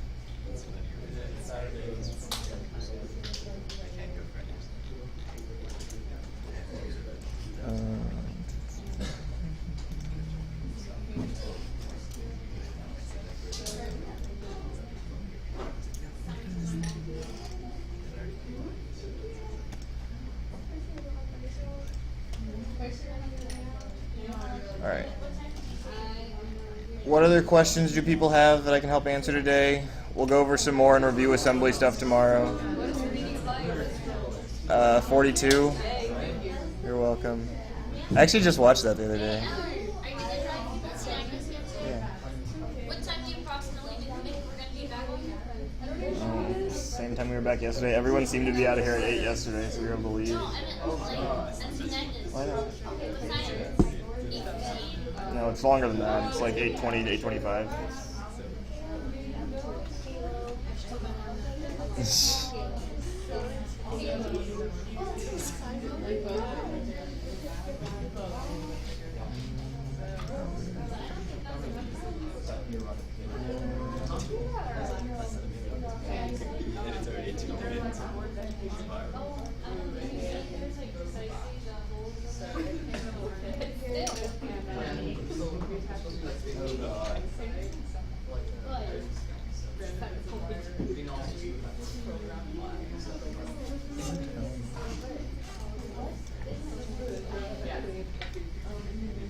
Oh, I forgot that's not a flat surface. One of the more annoying things in SolidWorks that you guys will get to at some point is you find that people, when they actually make parts, especially like molded parts, they actually don't have flat sides. So if you attempt to mate to multiple of these sides and you tell it to be like exactly centered between two flat sides here and here, it decides it's only able to do that out here. The C-Rio is really bad about this. So we don't have to put them on. No, you do, but what you end up doing is you don't want to mate it that way. If they have their planes, and if we open the part, we can put planes in the middle of it, and if you give it reference planes, you can use those to mate to. That works really well for Victors and other things as well, to actually have planes that cross the center, so you can use whatever dimensions you're trying to do it off of. I don't know why these aren't already. Let's see if we can reference this.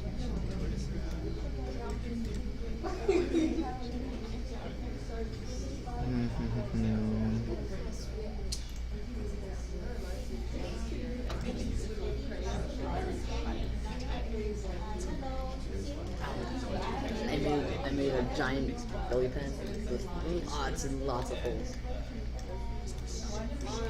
You made a giant belly fan? Lots and lots of holes? Like all the holes? Like, there's so many holes. If you look at it, it looks like it's a flat. It's like it's solid, but it's not actually solid. There's so many holes. I don't know what's happening now. My planes don't make any sense. So it won't actually let me move the plane, which is really annoying. How do I do this? I completely forgot how to redo a plane inside a part. This is gonna bug me. There's a way to move the part and re-reference it, but I do not know how to do that right now. So many holes. How many holes is it? It's like 42 by 23. I'm going to stop the cast. No.